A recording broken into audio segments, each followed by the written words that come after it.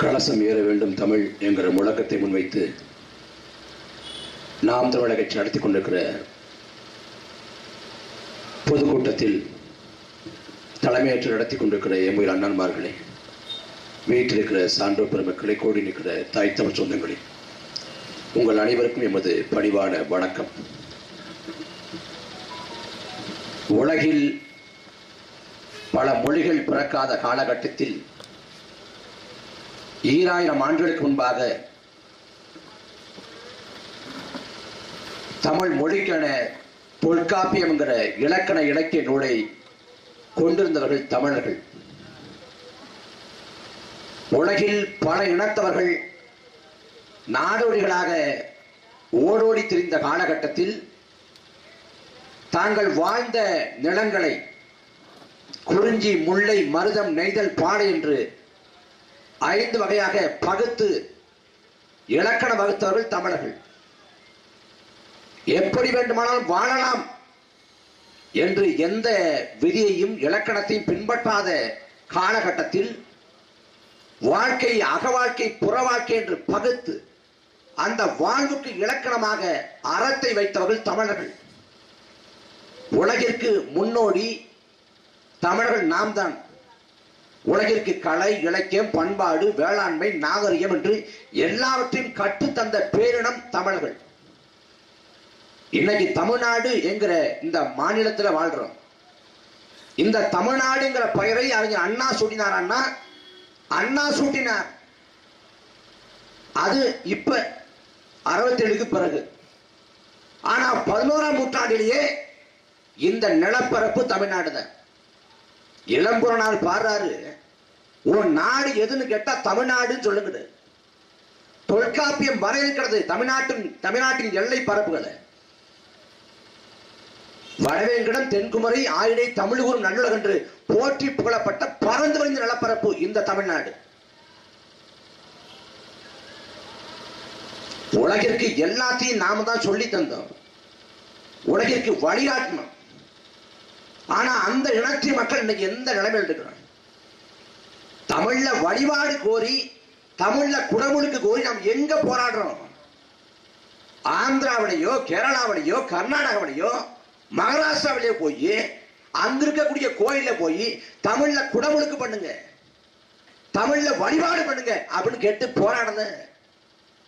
தமிழ்நாட்டில் போராடுறோம். தமிழ்நாட்டில் தமிழர்கள் தமிழ் பாட்டன் சிவனுக்கு தமிழ்ல வழிபாடு செய்யுங்க, குடமுழுக்கு செய்யுங்கன்னு போராடுறோம். சத்குணநாத சுவாமி அப்படின்னு சொல்றோம். யாரு? ஆதி பாட்டன் சிவன். தமிழக சங்கம் வைத்து தமிழ் வளர்த்தார்கள். படிக்கணும். 3 சங்கம். முதல் சங்கம், இடைச்சங்கம், கடைச்சங்கம். முதல் சங்கம் தென்மதுரை தலைநகராக கொண்டு சங்கம் வைத்து தமிழ் வளர்க்கிறார். 2வது சங்கம் கபாலபுரம், அதை தலைநகராக கொண்டு தமிழ் வளர்க்கிறார். 3வது இன்றைக்கு இருக்கக்கூடிய மதுரை. இதுல முதல் சங்கத்தின் தலைவனே நம் ஆதிப்பாட்டன் சிவன் தான். நக்கீரர் பாடுறாருல, இறையனாரும் எம்பெருமான் முருகவேடும் அகத்தியரும் கட்டி காத்த தமிழ்ங்கிறார். சிவபெருமானே தமிழை கட்டி காத்தான். முதல் சங்கத்தின் தலைவன். அந்த சிவபெருமானை வழிபாடு செய்வதற்கு, குடமுழுக்கு செய்வதற்கு தமிழ்ல பண்றதுல என்னதான் பிரச்சனை? என்ன பிரச்சனை? நாங்க குடமுழுக்கு எதிராக பேசல. நல்லா நடக்கட்டும், எல்லாரும் வழிபாடு செய்யுங்க, உங்களுக்கு அருள் கிடைக்கட்டும், நமக்கு மாற்று கிடைத்தல. ஆனா தமிழ்ல செய்யுங்களேன். தமிழ்ல இடும்பாவனம்ங்கிற இந்த நிலப்பரப்பு, இந்த ஊரு தேவாரத்துல பாடப்படுது. சிவனுக்கு உரிய இடம் இந்த இடும்பாவனம் அப்படின்னு தேவாரம் சொல்லுது. தேவாரத்துல பாடப்பட்ட திருத்தலம் இந்த திருத்தலம். அந்த தேவாரத்தை ஓதுங்க, தமிழ்ல ஓதுங்க. என் பாட்டன் ஆதி பாட்டன் சிவன் மனம் குளிர்வான், மனம் மகிழ்வான், அருளை கொடுப்பான், அள்ளி கொடுப்பான். மழை பொழியும், உங்களுக்கு வரம் கிடைக்கும், எல்லாமே கிடைக்கும். பாட்டன் சிவனே தமிழை வளர்த்தான். அவனுக்கு புரியாத சமஸ்கிருதத்துல மந்திரம் ஓதுனா அவன் என்ன வேண்டுதலை ஏத்துக்கிட்டு என்ன நிறைவேற்றி கொடுப்பான்? நியாயமான கோரிக்கை தானே. அநியாயமா எந்த கோரிக்கை வைக்கிறீங்கள? தமிழ்நாட்டை ஆண்டு கொண்டிருப்பது திமுக அரசு. 1967 இதே திமுக ஆட்சி அதிகாரத்துக்கு வர்றதுக்கு முன்னாடி என்ன முழக்கத்தை வச்சாங்க? எங்கும் தமிழ், எதிலும் தமிழ்னாங்க. நாங்கள் வந்தோம் என்றால் தமிழை எல்லா இடத்தையும் கொண்டு போய் சேர்ப்போம்னாங்க. ஆனா கொண்டு போய் சேர்த்தாங்களா? 1965 மொழி போராட்டம், இந்தியை திணித்து தமிழை சிதைக்க முற்பட்ட போது தாய் தமிழை காப்பதற்காக தாளமுத்துவும் நடராசனும் சிவகங்கை ராஜேந்திரனும் கீழப்பொழு சின்னசாமியும் களத்திலே பலியானார்கள். தாளமுத்துக்கும் நடராசனுக்கும் சிவகங்கை ராஜேந்திரனுக்கு என்ன வயசு? 30 வயது கூட எட்டல. வாழ வேண்டிய வயதில் மொழிக்காக உயிரை ஈந்தார்கள். அந்த நிலத்துல அந்த மொழிப்போர் புரட்சியை மையப்படுத்தி அதிகாரத்துக்கு வந்த திமுக தமிழை ஒழித்து கட்டுது. திருச்செந்தூர் முருகப்பெருமான் கோயில் ஆதி பாட்டை முப்பாட்டை முருகன், தமிழ் பாட்டை முருகன், தமிழ் கடவுள் முருகன். அந்த தமிழ் கடவுளுக்கு தமிழ்ல குடமுழுக்கு பண்ணு அப்படின்னு போராட்டம் பண்றோம். அதுக்கு என்ன பண்றாங்க? தமிழ்ல குடமுழுக்கு பண்ணல, குடமுழுக்கு பண்ணது சமஸ்கிருதத்துல குடமுழுக்கு பண்ணிட்டு வர்ணனை என்ன பண்றான்? தமிழ்ல வர்ணனை பண்றான். தமிழ்ல பண்ற வர்ணனையை போட்டு அரோகரான்னு போட்டு பாத்தீங்களா குடமுழுக்கு தமிழ்ல பண்ணிட்டோம். கரூர்ல ஒரு கோயில் தமிழ்ல குடமுழுக்கு பண்ணுங்க அப்படின்னு கோரிக்கை வச்சு நாம் தமிழக கட்சி நீதிமன்றத்துக்கு போகுது. நீதிமன்றத்துக்கு போறப்ப நீதிபதி சொல்றாரு, அறநிலைத்துறை கட்டுப்பாட்டில் இருக்கக்கூடிய கோயில்கள்ல கட்டாயம் தமிழ்ல குடமுழுக்கு பண்ணணும். அப்படி பண்ண மறுத்தால் அந்த கோயில் நிர்வாகத்துக்கு 10 லட்சம் ரூபாய் அபராதம். யார் சொல்றா? மதுரை நீதிமன்ற நீதிபதி. தஞ்சை பெருவுடையார் கோயில் தமிழ்ல குடமுழுக்கு செய்ய மாட்டோம் என்று மறுத்தான். நாம் தமிழக கட்சி போராட்டம் நடத்தி, சட்ட போராட்டம் நடத்தி தமிழ்ல குடமுழுக்க சாத்தியப்படுத்தணும். அதே போல உங்கள் பிள்ளைகள் உங்ககிட்ட கோரிக்கை வைக்கணும். நாங்க இங்க கோரிக்கை பொதுக்கூட்டம் போடுறோம் இல்ல, இந்த பொதுக்கூட்டத்துக்கு அவசியமே கிடையாது. 20 நாட்களாக அந்த அதிகாரிகிட்ட பேசுங்க, தமிழ்ல குடமுழுக்கு பண்றாங்களான்னு கேளுங்க அப்படின்னா அவர் இங்க இல்ல அங்க இருக்காரு. அவர் 3 கோயிலுக்கு ஒரே நேரத்தில் பொறுப்பா இருக்காரு, அவரை பார்க்க முடியாது. சரி, இந்த அதிகாரிகிட்ட போய் மனு கொடுத்தா அதை வாங்கியாவது வச்சுக்கலாம்ல? இல்ல வாங்க மாட்டேன், அந்த ஈஓ தான் வரணும். கடைசியில் நாங்க ஆர்ப்பாட்டம் போராட்டம் பொதுக்கூட்டம் அறிவிச்ச பிறகு நேற்று அழைப்பு வருது. நீங்க மொழியே சொல்லக்கூடாதா? நாங்க என்ன சொல்றது? நீதிமன்றம் சொல்லிருச்சுங்க. நாங்க என்ன சொல்றது? நீதிமன்றம் சொல்லிருச்சு தமிழ்ல குடமுழுக்கு பண்ணுங்கன்னு. நீங்க நீதிமன்ற உத்தரவை மீறினால் அது அவமதிப்பு, 10 லட்சம் ரூபாய் அபராதம். யாருக்கு என்ன கெட்டு போயிட போகுது? தமிழ்ல குடமுழுக்கு பண்ணுங்க, எல்லாரும் வழிபாடு செய்வோம், முருகனை கொண்டாடுவோம், போற்றுவோம், முடிஞ்சு போச்சு. அது ஏன் போட்டு இவ்வளவு கஷ்டமா மாத்தணும்? தமிழ்நாட்டில் தமிழை வாழ வைக்க எவ்வளவு போராட வேண்டியிருக்கு தமிழர்கள். ஆளக்கூடிய அரசு இருக்கு பாருங்க, ஆளக்கூடிய அரசு ஒரு கேடுகட்ட, மானங்கட்ட, வெக்கங்கட்ட, ஈனங்கட்ட அப்படிப்பட்ட ஒரு அரசு. எந்த கோட்பாடும் இல்லை, எந்த கொள்கையும் இல்லை, எந்த பொது நோக்கமும் இல்லை, எதுவுமே கிடையாது. ஆனா எல்லாத்துக்கும் வியாக்கியானம். நாங்கள் திராவிட மாடல் அரசு, அடித்தட்டு உழைக்கும் மக்களுக்கான அரசு, அன்றாட கட்சிகளுக்கான அரசு, எளிய மக்களுக்கான அரசு, பாமர மக்களுக்கான அரசு. யார் சொல்றா? ஐயா ஸ்டாலின். அடித்தட்டு உழைக்கும் மக்களுக்கான அரசா இந்த திமுக அரசு? தமிழுக்கும் தமிழர்களுக்குமான அரசா இந்த அரசு? சென்னையில ரிப்பன் மாளிகை வாசல்ல, சென்னை ரிப்பன் மாளிகை வாசல்ல 13 நாட்களாக தூய்மை பணியாளர்கள் போராட்டம் பண்றாங்க. என்ன போராட்டம்? அற போராட்டம். சாலையோரம் வந்து ஒரு படுதா போல இந்த பதாகை விரிச்சு உட்கார்ந்துக்கிட்டு தொடர்ச்சியா 13 நாட்கள் போராட்டம். அவங்க வச்ச கோரிக்கை என்னன்னா, நாங்க மாசம் 22,950 ரூபாய்க்கு வேலைக்கு போறோம். 22,950 ரூபாய்க்கு இந்த வேலையை தனியாட்ட கொடுத்துட்டா இது 16,650 ரூபாய் குறைஞ்சிடும். அப்ப 6,000 ரூபாய் தொகை குறைக்கப்பட்டுரும். எங்க வாழ்வாதாரம் கேள்விக்குறியாயிடும். தனியார்ட்ட கொடுக்காதீங்க, எங்க பணி வாய்ப்பை நிரந்தரப்படுத்துங்க. அரசே இது ஏற்று நடத்தட்டும் அப்படிங்கிற கோரிக்கை வச்சு தொடர்ச்சியா 13 நாட்கள் போராட்டம். 13 நாட்கள் போராட்டம் நடத்திய போது ஆளக்கூடிய திமுக அரசு அந்த போராட்ட கோரிக்கையை ஒருபோதும் பரிசீலிக்க முன்வரல. எப்படா அந்த போராட்டத்தை களைச்சு விடலாம்னு நினைக்கிறேன். நினைச்சு பாருங்க, நாம சுலபமா எளிதா வந்து குப்பையை அப்படி போட்டு போயிடுவோம். குப்பையை போட்டுவோம், குப்பையை போட்ட இடத்துல நம்ம சிறுநீர் கழிப்போம், எல்லாம் பண்ணுவோம். ஆனா அங்க கழிவு இருந்தாலும் குப்பை இருந்தாலும் என்ன இருந்தாலும் அள்ளி அதை தூய்மைப்படுத்தக்கூடிய வேலை செய்யறது வந்து தூய்மை பணியாளர்கள். கொரோனா காலம், மழை வெள்ளம், இந்த எந்த காலத்திலையும் பாகுபாடு இல்லாம அவங்க போய் களத்துல ஊரை சுத்தப்படுத்தினாங்க. அவங்கதான் சுத்தப்படுத்தினாங்க. நம்ம கொரோனா காலத்துல வீட்டுக்குள்ள முடங்கிட்டோம். மழையா வெள்ளமா வீட்டுக்குள்ள முடங்கிட்டோம். ஆனா எல்லா காலத்திலையும் இந்த சமூகத்தை தூய்மைப்படுத்தினது துப்புரவு பணியாளர்கள், தூய்மை பணியாளர்கள். அவங்க நியாயமான கோரிக்கை வச்சு போராடுறாங்க 13 நாட்கள். அந்த போராட்டத்தை துளி கூட மதிக்காது காவல்துறை ஏறிவிட்டு அவங்களை அடக்கி ஒடுக்குது இந்த கேடுகட்ட திமுக அரசு. ஆனா பேசுறது என்ன? நாங்கள் கம்யூனிஸ்டுக்கும் எங்களுக்குமான உறவு லட்சிய உறவு, கம்யூனிஸ்ட் கட்சிக்கும் எங்களுக்குமான உறவு கொள்கை உறவு. நாங்க கீபாவில் சோசலிஸ்டை மீட்போம், கீப சோசலிஸ்டை மீட்போம் என்று பேசக்கூடிய ஐயா ஸ்டாலின் அவர்கள் அவர் ஆட்சியில் போராடக்கூடிய தூய்மை பணியாளர்களுக்கு தீர்வை பெற்று தரல. சமூக நீதி அரசுங்கிற சமூக நீதி அரசு. எது சமூக நீதி அரசு? இது சமூக நீதி அரசா? வேங்கவயல்னு ஒரு ஊரு, அங்க ஒரு குடிநீர் தொட்டி இருக்கு. அந்த குடிநீர் தொட்டியில மனித மலத்தை மனித கழிவை கலந்துடுறாங்க ஒருத்தன். அதை வந்து அந்த மக்கள் பயன்படுத்துறாங்க. பிள்ளைகளுக்கு வந்து வாந்தி வயிற்றுப்போக்கு வருது. என்னன்னு மருத்துவர்கிட்ட போய் சோதிச்சா தண்ணீர் தான் ஏதோ பிரச்சனைங்கிறாங்க. தண்ணியை போய் சோதிச்சு பாக்குறப்ப அங்க மலம் மிதக்குது.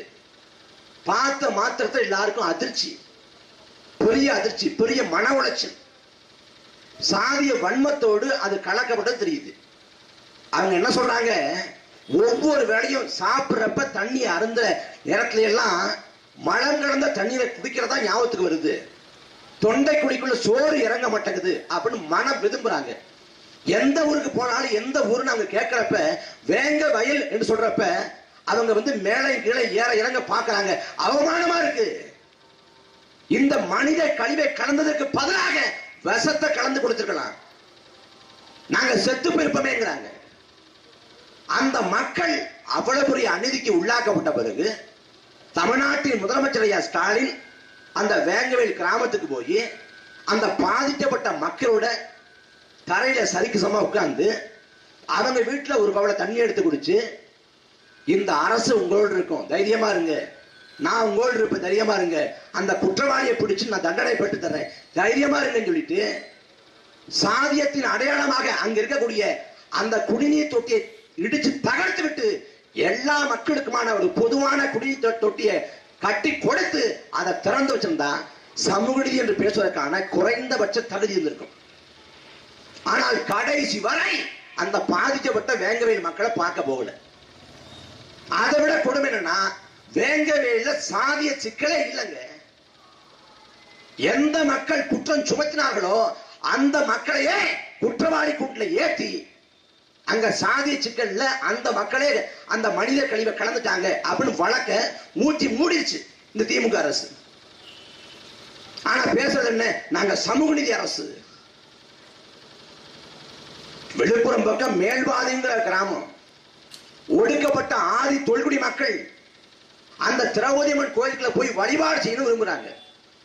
வழிபாடு செய்யணும் விரும்புற வேலையில அங்க சாதிய ஆதிக்கம், சாதிய சிக்கல், சாதிய முரண். அப்ப என்ன பண்ணணும், சட்டத்தின் ஆட்சியை நிலைநிறுத்த வேண்டிய அரசு ஒடுக்கப்பட்ட ஆதி தொல்குடி மக்களை கோயிலுக்குள்ள கூட்டு போக வேண்டிய அரசு கோயிலுக்கு பூட்டு போடுது. ஏன் பூட்டு போடுறான்? பூட்டு போனா சாதிய வாக்கு போயிடும்.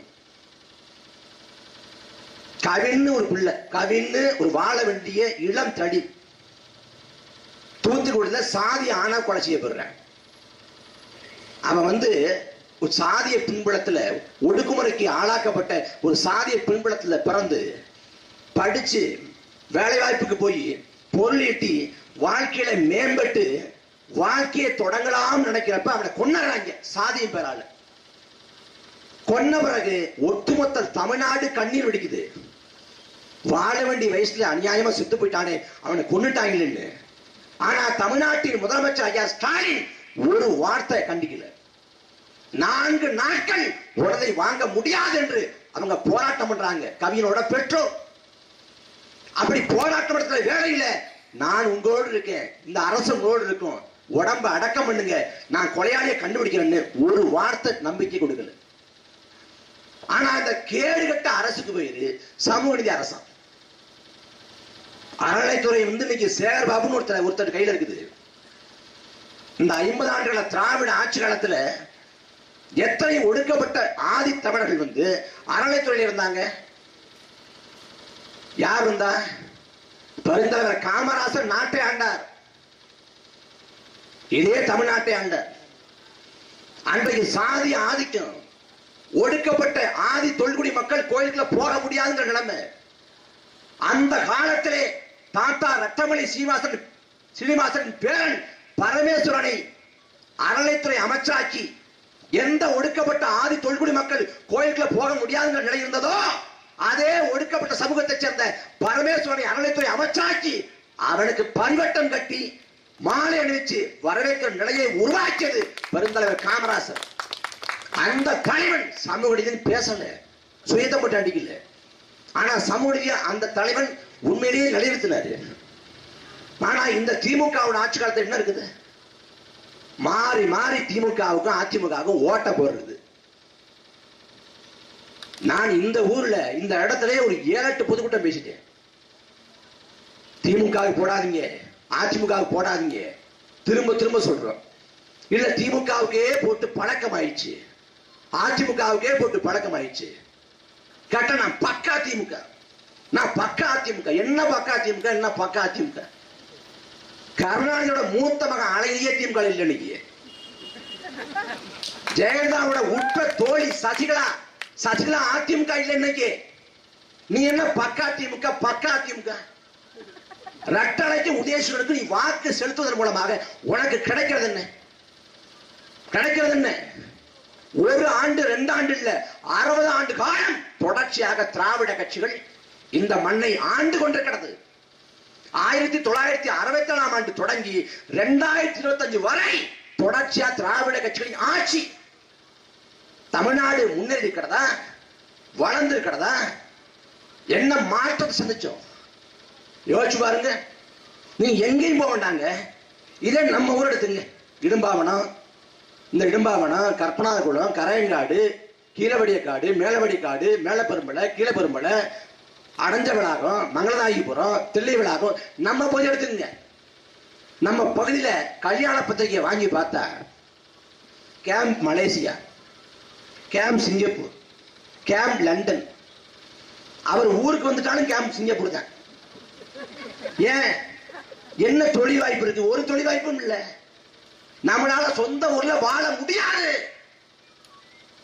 நீ வெளிநாட்டுக்கு பயணப்படணும். 18 வயசு 19 வயசு ஆயிடுச்சா, நீ வெளிநாட்டுக்கு சிங்கப்பூருக்கோ, மலேசியாவுக்கோ, துபாய்க்கோ, கத்தாருக்கோ, ஓமனுக்கோ வெளிநாட்டுக்கு போகணும். ஏன்னா சொந்த ஊர்ல நம்மளால் பிழைப்ப ஓட்ட முடியாது. நீ பொருளியல் அகதி, நீ சாதிய பெருமிதம் பேசலாம், நான் அந்த சாதின்னு பேசலாம், மத பெருமை பேசலாம். ஆனா சொந்த ஊர்ல பிறந்து சொந்த ஊர்ல வளர்ந்து உன்னால வாழ்க்கையை ஓட்ட முடியாது. வெளிநாட்டுக்கு போகணும். துபாய்க்கு போய் ஒட்டகம் வைக்கணும், கழிவறை கழுவணும், இல்ல சிங்கப்பூர் மலேசியாவுக்கு போய் வாகனம் ஓட்டணும், இல்ல லண்டனுக்கு போய் சூப்பர் மார்க்கெட்ல வேலை செய்யணும். ஏன் சொந்த ஊர்ல உன்னால பிறந்து வளர்ந்து இந்த ஊர்ல பிழைக்க முடியல? ஏன்னா நம்ம வாழ்வாதாரத்தை காலி பண்ணிட்டான், சுத்தமா காலி பண்ணிட்டான். அப்ப வெளிநாடு போனாதான் நமக்கு வாழ்க்கை ஓட்டமே. சிந்திச்சு பாருங்களேன். தாத்த விவசாயம் பண்ணா, அப்ப விவசாயம் பண்ணா, என் தலைமுறையில விவசாயம் இல்ல. 20 ஆண்டுக்கு முன்னாடி வீட்டுல 10,000 ஒண்ணு பார்த்தேன், 10,000 இருந்துச்சு, இப்ப 10,000 இல்ல. குப்பை கொடின்னு இருக்கும், குப்பை கொடி இல்ல. ஆடு மாடு இருந்துச்சு, ஆடு மாடு குறைஞ்சிச்சு. காரணம் என்ன? நமது வாழ்வாதாரம் முடித்து வைத்து விட்டு விட்டது. காவிரியில தண்ணி கட்டு போராடுறோம். நேத்து இன்னைக்கா 40 ஆண்டுகளாக 50 ஆண்டுகளாக காவிரியில் தண்ணி கட்டு போராடி கொண்டிருக்கோம்.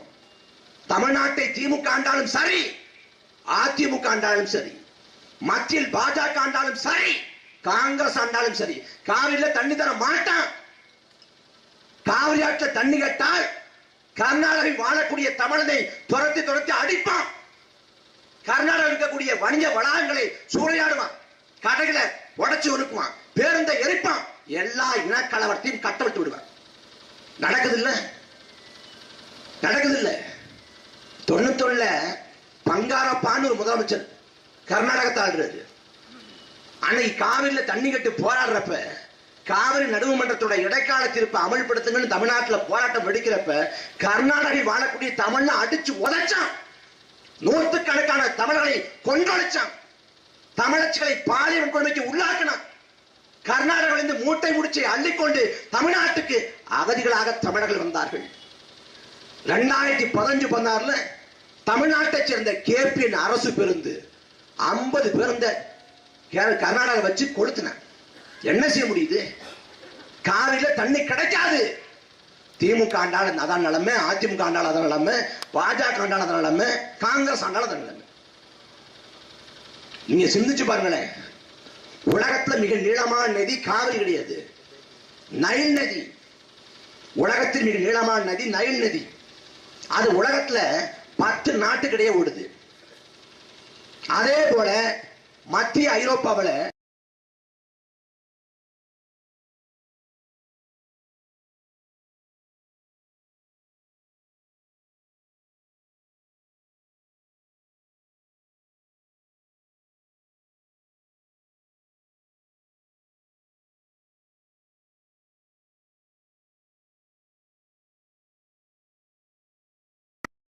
இருக்குது.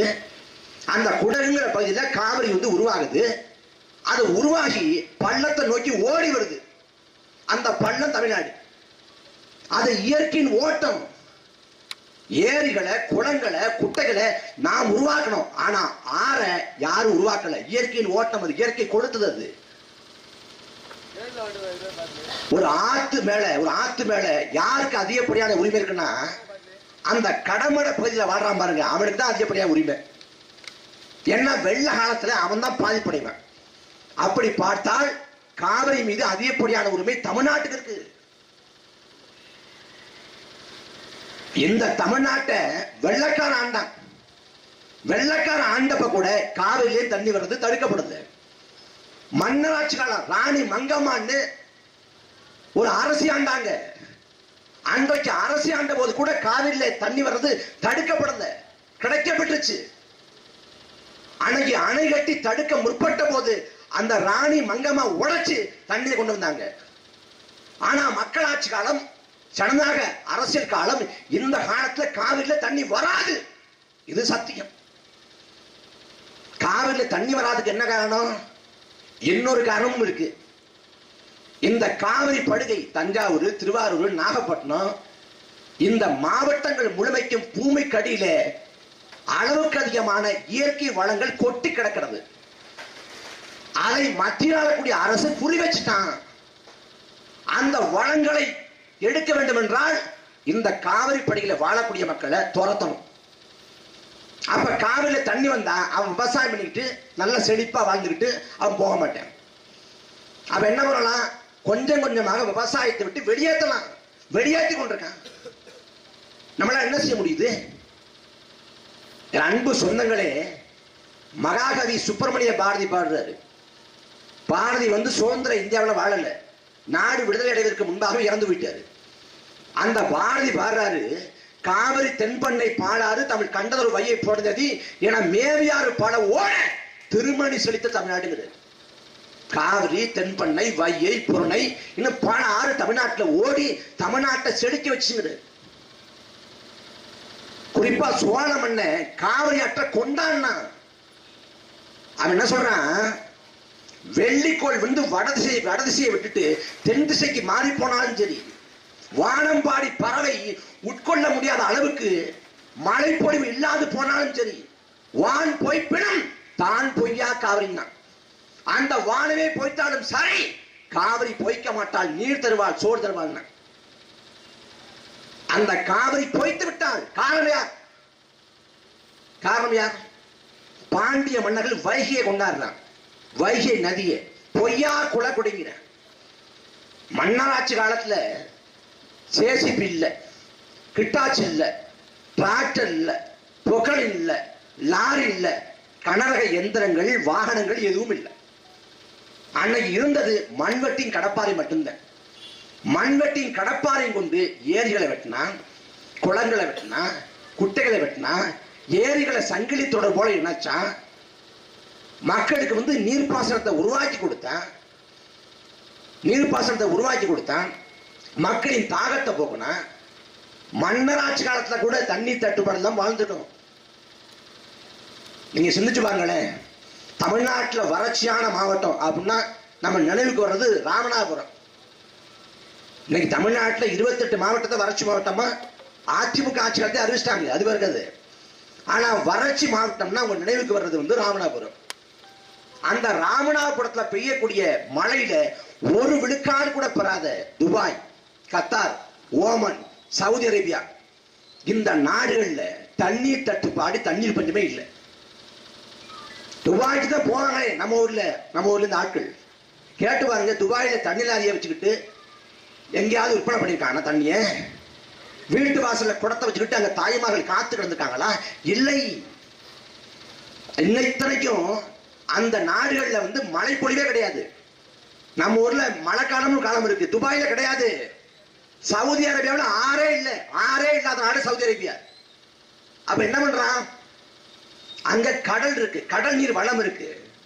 அப்ப மழை பொழிவு இல்லாத போது கடல் நீர் வளத்தை அதை சுத்திகரிச்சு உப்பு தண்ணியை நல்ல தண்ணியா மாத்தி தன் மக்களுக்கு கொடுத்து கொண்டிருக்கான். எங்க?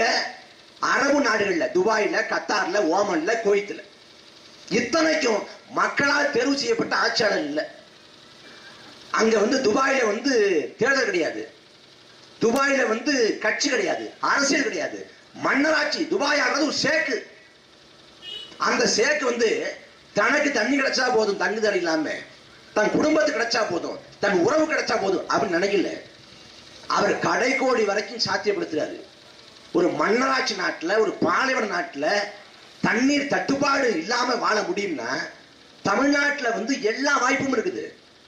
பறந்து விரிந்த கடல் வளம் இருக்கு, அதை தாண்டி மழை பொழிவு இருக்கு, மழை வளம் இருக்கு.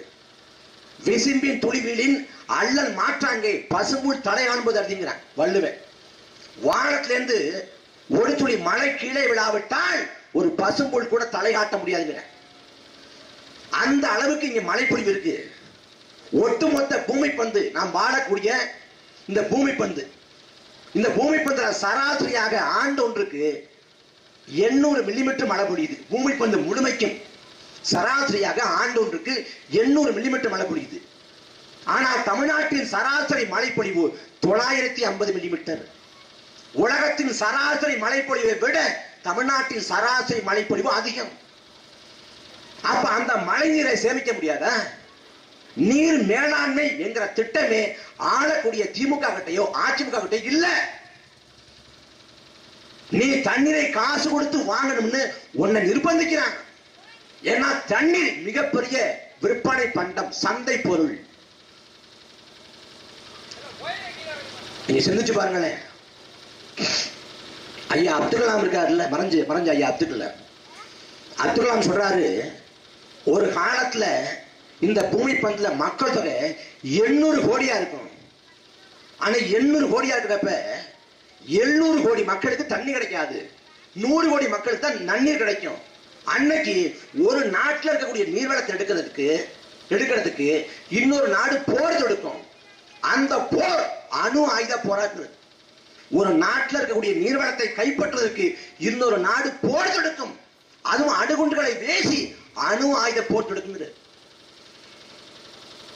20ஆம் நூற்றாண்டின் பன்னாட்டு அரசியலை கச்சா எண்ணெய் தீர்மானித்தது.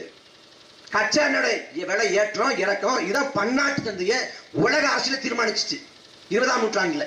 21ஆம் நூற்றாண்டில் நீர் தான் உலக அரசியலை தீர்மானிக்க போதுங்க. இங்க திமுக ஆளுது, அதிமுக ஆளுது, 2 பேரும் திராவிட கட்சிகள் ஆளுது. எந்த கட்சியாவது நாங்க வந்தோம்னா மக்களுக்கான தண்ணீரை உத்தரவாதப்படுத்துவோம், தண்ணீருக்காக கையேந்த வேண்டிய நிலை இருக்காது, நீங்க வந்து காசு கொடுத்து தண்ணியை வாங்க வேண்டிய நிலை இருக்காது அப்படின்னு சொல்லுவாங்களா? ஒருபோதும் சொல்ல மாட்டார்கள். ஏன்னா அதை பத்தி எந்த கவலையும் எந்த அக்கறையும் இல்லை. சென்னைக்கு தண்ணி தரக்கூடிய ஏரி வீராணம் ஏரி. வீராணம் ஏரியை வெட்டினது யாரு? கருணாநிதியா ஜெயலலிதாவா? வீராணம் ஏரியை வெட்டினது ஒரு சோழ மண்ணு. மதுராந்தகம் ஏரி இருக்கு, பறந்து விரிந்த ஏரி. அந்த மதுராந்தகம் ஏரியை வெட்டியது அது ஒரு மண்ண. ஆனா திமுக அதிமுக ஆட்சி காலத்துல எத்தனை ஏரிகள் வெட்டப்பட்டிருக்கு, எத்தனை ஏரிகள் வந்து தூர்வாரப்பட்டிருக்கு, எத்தனை பராமரிப்பு செய்யப்பட்டிருக்கு? அப்படி எதுவுமே கிடையாது. ஆனா இந்த திமுக அதிமுக ஆட்சி காலத்துல அத்தனை ஆறுகளையும் மணல் கொள்ளை. மணல் கொள்ளை நடக்காத ஆறுகள் இல்ல. காவிரியில தண்ணி தர மாட்டேங்கிறான், போராடுறோம் ஒரு பக்கம். காவிரி ஆற்றின் துணையாறு அமராவதி, காவிரி ஆற்றின் துணையாறு நொய்யல். அந்த அமராவதியும் நொய்யலும் எந்த நிலைமையில் இருக்கு? நொய்யல் ஆறு எங்க இருக்குது? கொங்கு மண்டலத்தில்.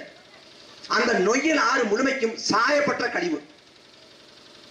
சாயப்பட்ட கழிவின் விளைவாக ஆறு முழுமைக்கும் நுரைதல்லுது. ஒரு மனிதன் நஞ்சை அறிந்தினால், விஷத்தை அறிந்தினால் வாயிலே நுரைத்தள்ளி சாவது போல, செத்து விடுவது போல ஆறு நுரைதள்ளுகிறது. பாலாறு இருக்கு, பாலாறு வேலூர் பக்கம். பாலாறு முழுக்க தோல் தொழிற்சாலை கழிவு, இங்கே சாயப்பட்ட கழிவு. இந்த கழிவுகளை ஆற்றிலே கொட்டி ஆறுகளை சாகடிக்கிறாங்க. கொங்கு மண்டலத்துல ஒரத்துப்பாளையம் அணன் இருக்கு, ஒரு அணை, ஒரத்துப்பாளையம் அணன். அந்த ஒரத்துப்பாளையம் அணையிலிருந்து தண்ணியை திறந்து விட்டுறாதீங்க அப்படின்னு விவசாயிகள் போராடினார்கள். ஏன் விவசாயிகள் போராடினாங்க? ஏனென்றால் ஒரத்துப்பாளையம் அணை முழுமைக்கு நிரம்பி இருந்தது தண்ணீர் அல்ல, முழுக்க முழுக்க கழிவு, விஷம். அதுவும் அதிமுக ஆட்சி காலத்துல அன்னைக்கு ஒரு அமைச்சர் இருந்தார், பெரிய கருப்பண்ணன் நினைக்கிறேன், சுற்றுச்சூழல்துறை அமைச்சர். அவர்கிட்ட கேட்கிறாங்க, எங்க நொய்யலாறு முழுமைக்கு சாயப்பட்ட கழிவால இப்படி நுர பொங்குதுன்னு கேட்டா, நீங்க எல்லாம் சோப்பு போட்டு குளிப்பீங்க, சோப்பு போட்டு குளிச்சா நுர பொங்காம என்ன பண்ணுங்கிற? எவ்வளவு பெரிய புத்திசாலித்தனம்! நீங்க சிந்திச்சு பாருங்களேன். அதிமுக ஆட்சி காலத்துல 2018 சென்னையில மிகப்பெரிய தண்ணீர் பஞ்சம். குடிக்க தண்ணி இல்லாத காலம் போய் குளிக்க தண்ணி இல்லை, குழாயத்துல தான் தண்ணி வரல. சென்னையில உணவகங்கள் மூடப்படுது, அந்த தகவல் தொழில்நுட்ப பூங்கா ஐடி பார்க் மூடப்படுது, சென்னை ஸ்தம்பிச்சு போகுது. அப்ப எடப்பாடி பழனிசாமி தலைமையிலான அமைச்சரை கூடுது. எடப்பாடி பழனிசாமி ஐயா பத்தி நம்ம சொல்லவே தேவையில்லை. கம்பராமாயணம் தந்த சேக்கிலார். அவர் உண்மையிலே தப்பா சொல்லல. கம்பராமாயணத்தை கம்பர் எழுதி முடிச்சுட்டு சேக்கிலார்ட்ட கொடுத்து எடப்பாடிட்ட கொடுத்துருப்பான்னு சேக்கிலார் கொண்டு டெலிவரி பண்ணிருக்காரு எடப்பாடிட்ட. அதான் கம்பராமாயணம் தந்த சேக்கிலார். அந்த மாதிரி ஒரு அறிவாளி ஐயா எடப்பாடி. அந்த பக்கம் இன்னொரு அமைச்சர் இருக்காரு, செல்லூர் ராஜன். வைகை அணையை வந்து கக்கன் கட்டுறாரு. ஆனா வைகை அணையோட கக்கையோட பேர் ஏற மாட்டேங்குது மண்டைக்குள்ள. ஆனா செல்லூர் ராஜ் பேர் எடுது. ஏன்னா அந்த திருமங்கல அட்டைய அந்த வைகை அணையில போட்டுட்டு நீர் ஆவியாக தடுக்க போறேன் அப்படின்னாரு. செல்லூர் ராஜ் ராக்கெடு, ஐநா சயின்டிஸ்ட்ல சாக்கெடு. ஐநா அதிர்ந்து போச்சு, யார் சாமி வருது, எனக்கே அவரை பார்க்கணும் போல இருக்குன்ட்டு. அப்படிப்பட்ட ஒரு ஆளு. அப்புறம் திண்டுக்கல் சீனிவாசன் இன்னொரு அமைச்சர். அவர் வந்து நிகழ்காலத்தை வாழ மாட்டார், இறந்த காலத்தை வாழ்வார். நான் வாஜ்பாயை பார்த்தேன், வாஜ்பாயோட பேசிக்கிட்டு இருந்தேன். அந்த திண்டுக்கல் சீனிவாசன், அதுவும் பாமகவுக்கு அது அவர் வாக்கு கேட்ட அந்த பரப்புரை இருக்கு பாருங்க. பாமக அதிமுக கொண்டு இருக்குது, பாமகவுக்கு வந்து திண்டுக்கல் சீனிவாசன் வாக்கு கேட்குது. பாமகவுக்கு நீங்கள் எல்லாம் ஆப்பிள் சின்னத்திலே ஓட்டை போட்டுனாரு. பாமக வேட்பாளர் நெஞ்ச பிடிச்சுக்கிட்டு, அது ஆப்பிள் பழம் இல்லைங்க, மாம்பழம். எந்த பழமா இருந்தாங்க, எல்லா பழமும் உடம்புக்கு நல்லதுங்க. அந்த திண்டுக்கல் சீனிவாசன், இந்த செல்லூர் ராஜ், இந்த எடப்பாடி பழனிசாமி இவங்க எல்லாம் ஒன்று கூடி அமைச்சரை கூடுது. சென்னையில கடும் தண்ணீர் பஞ்சமா இருக்கு, தண்ணீர் தட்டுப்பாடா இருக்கு, என்ன பண்ணலாம் யோசிக்கிறாங்க. ஒரு அமைச்சர் மழை பெஞ்சுன்னா தண்ணீர் தட்டுப்பாட போய்க்கிடலாம் கண்டுபிடிச்சிட்டாரு. அப்ப மழை பெய்ய வச்சிடலாம்ங்கிறாங்க. மழை பெய்ய எப்படிங்க வைக்க முடியும்? சீனா போன்ற நாடுகள்ல உயரிய தொழில்நுட்பம் இருக்கு, அதை பயன்படுத்துறாங்க. ஆனா இங்க உயரிய தொழில்நுட்பம் இல்லை, அவ்வளவு நம்மகிட்ட பணமும் இல்லை. என்ன பண்ணலாங்கிறப்ப அவ்வளவெல்லாம் கஷ்டப்பட தேவையில்லை, நம்ம லோ பட்ஜெட்ல பண்ணிடலாம். எப்படி பண்ணுவீங்க? எல்லா ஊர்லயும் கோயில் இருக்கு, எல்லா ஊர்லயும் சாமியார் பஞ்சம் இல்லாம இருக்கிறாங்க. கோயில்ல உட்காந்து சாமியார் யாக விளக்கு வச்சோம்னா அவங்க யாக விளக்கிறத பார்த்துட்டு வர்ண பகவான் அப்படியே மனம் உருகி கண்ணீர் வடிச்சு மழையை கொட்டி விட்டுவாரு. கொட்டி விட்டார்னா அப்படி சென்னை நிரம்பி போகும், தண்ணீர் பஞ்சம் போயிடும்னு. அருமையான யோசனை, அருமையான யோசனை சொல்லிட்டு அறநிலைத்துறை சார்பாக அதிமுக ஆட்சி காலத்துல கோயில்ல உட்காந்து யாக வளர்த்து மழை வைங்கன்னு சுற்றறிக்கை விடப்பட்டுச்சு. யாக வளர்த்து மழை வைக்கிறாங்களா? யாக வளர்த்து மழை வைக்க முடியும்னா உலகத்துல பாலைவனமே ஒன்று இருக்காதே. பாலைவனத்தை பூரா சாமியாரை உட்கார வச்சு யாக வளர்த்தா மழை கொட்டிட போகுது, 30 விவசாயம் செய்ய போறோம். ராமநாதபுரத்துல ஏன் வறட்சிருக்கு, ஏன் சிவகங்கையில வறட்சிருக்கு, ஏன் விருதுநகர்ல வறட்சிருக்கு? ஆனா அந்த மக்கள் நம்பினாங்க. நாங்க தான் கேட்டோம், யாக வளர்த்தா எப்படி மழை வரும்? யாக வளர்த்தா போதான் வரும், மரம் வளர்த்தாதான் மழை வரும். என்ன பண்றது? கழுதைக்கும் கழுதைக்கு திருமணம் பண்ணுவோம். கழுதைக்கும் கழுதைக்கு திருமணம் பண்ணா மழை வந்துடும், கழுதைக்கும் கழுதைக்கு திருமணம் பண்ணா கழுதை குட்டி தான் வரும், மழை எப்படி வரும்? நீ 21ஆம் நூற்றாண்டுல வாழ்ந்து கொண்டிருக்க. ஏஐ தொழில்நுட்பம், ஆர்டிபிஷியல் இன்டெலிஜென்ஸ், செயற்கை நுண்ணறிவு. ஆனா இந்த ஆழத்தையும் சொல்ற, பூனை குறுக்க போனா அபசகனம். என்ன பூனை குறுக்க போனா அபசகனம்? எடப்பாடி பழனிசாமி குறுக்க போனா அபசகனம் இல்ல, ஸ்டாலின் குறுக்க போனா அபசகனம் இல்ல, அண்ணாமலை குறுக்க போனா அபசகனம் இல்ல. ஒரு பாவப்பட்ட பூனை, யார் வீட்டுல கொஞ்சம் ஒண்ணு மீன் குழம்பு கொடுப்பாங்க, 4 எலும்பு துண்டு போடுவாங்க, இல்ல எலும்பு முள்ளாவது போடுவாங்களான்னு எதிர்பார்த்து காத்து கத்தி கதற ஒரு அப்பாவி பூனை. அந்த பூனை குறுக்க போனா அபசகனமா? நீ ஒரு அவசர வழியா வெளியே கிளம்புற, பூனையும் ஒரு வேலையை அவசர வழியா வெளியே கிளம்புது. உன்னை பூனை ஓவர்டேக் பண்ணிடுது. நீ பூனை கிட்ட தோத்து போயிட்டு உன் தோல்வியை மறைக்க பூனை குறுக்க போனா அபசகனம். பள்ளி விழுது, தொடையில விழுது, தலையில விழுது, பள்ளி விழுது, பலன் பாரு. பஞ்சாங்கத்தை எடுங்கிற லாட்டியில காசு விழுந்தா பயன் இருக்கு, பலன் இருக்கு. பள்ளி விழுந்தா என்ன பலன் இருக்கு? என்ன கருமாந்திரம் இருக்கு?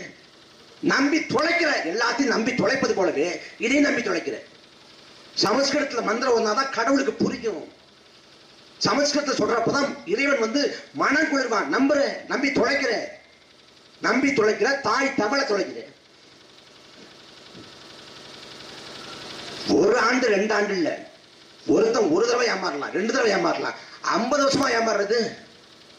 திமுகவுக்கும் அதிமுக ஓட்ட போட்டுட்டு ரட்டளைக்கே போட்டு பழக்கமாயிடுச்சு அப்படின்னு எப்படி சொல்ல மனசு வருது? வறுமையில் இருக்கிறோம், ஏழ்மையில் இருக்கிறோம். இந்த வறுமை ஏழ்மை போனமா இல்லையா? காலம் முழுக்க உழைக்கிறோம், வெம்பாடு படுறோம், அவ்வளவு கஷ்டப்படுறோம். ஆனா வறுமை ஏழ்மையை போக முடியல. ஒவ்வொரு மாசமும் எப்படி வந்து மளிகை ஜாமான் வாங்க போறோம், பிள்ளைகளின் படிப்பு செலவை எப்படி சரி கட்ட போறோம், எப்படி வந்து மற்ற மருத்துவ செலவு பார்க்க போறோம், திணறி நிக்கிறோம். 100 ரூபாய் காசுக்கு 500 ரூபாய் காசுக்கு அல்லாடி நிக்கிறோம், ஆளா பறக்கிறோம். ஆனா ஆளக்கூடிய ஆட்சியாளன் பல்லாயிரம் கோடிகளை குவிச்சு வச்சுட்டு இந்த மாட்டு மக்களை ஏமாத்தி கொண்டிருக்க. திமுகவும் சரி அதிமுகவும் சரி, 2 கட்சியும் இப்படிதான். அன்பான சொந்தங்களே, உலகத்தை பாருங்க, எல்லா கடையும் அலைபேசி இருக்குது. அலைபேசியில தட்டுங்க, உலக நாடுகள் முன்னேறி இருக்கா இல்லையான்னு பாருங்க. எந்தவித வளங்களும் இல்லாத நாடுகள் கூட முன்னேறி இருக்கிறது. 1 வளம் 2 வளம் கொண்ட நாடுகள் முன்னேறி இருக்கிறது. ஆனா எல்லா வளத்தையும் தன்னகத்தை கொண்ட இந்த நிலம் ஏன் இன்னைக்கும் கஷ்டப்பட்டு இருக்கு? ஜப்பான்ங்கிற ஒரு நாடு வியந்து பார்க்கிறோம். ஜப்பானா உழைப்புக்கு பெயர் போன நாடுங்க. அன்பு சொந்தங்களே, 2ஆம் உலகப் போர்ல ஜப்பான் வீழ்த்தப்பட்டுச்சு, தோத்து போச்சு. ஹிரோஷிமா நாகசாகின்னு 2 இடத்துல அமெரிக்கா அணுகுண்டா போட்டான். முடிஞ்சு போச்சு ஜப்பான், உலக வரைபடத்தில் இருக்கான்னு நினைச்சான். ஆனால் அந்த ஜப்பான் 40 ஆண்டு காலத்துல வளர்ந்து கம்பீரமா எழுந்து நின்னான்.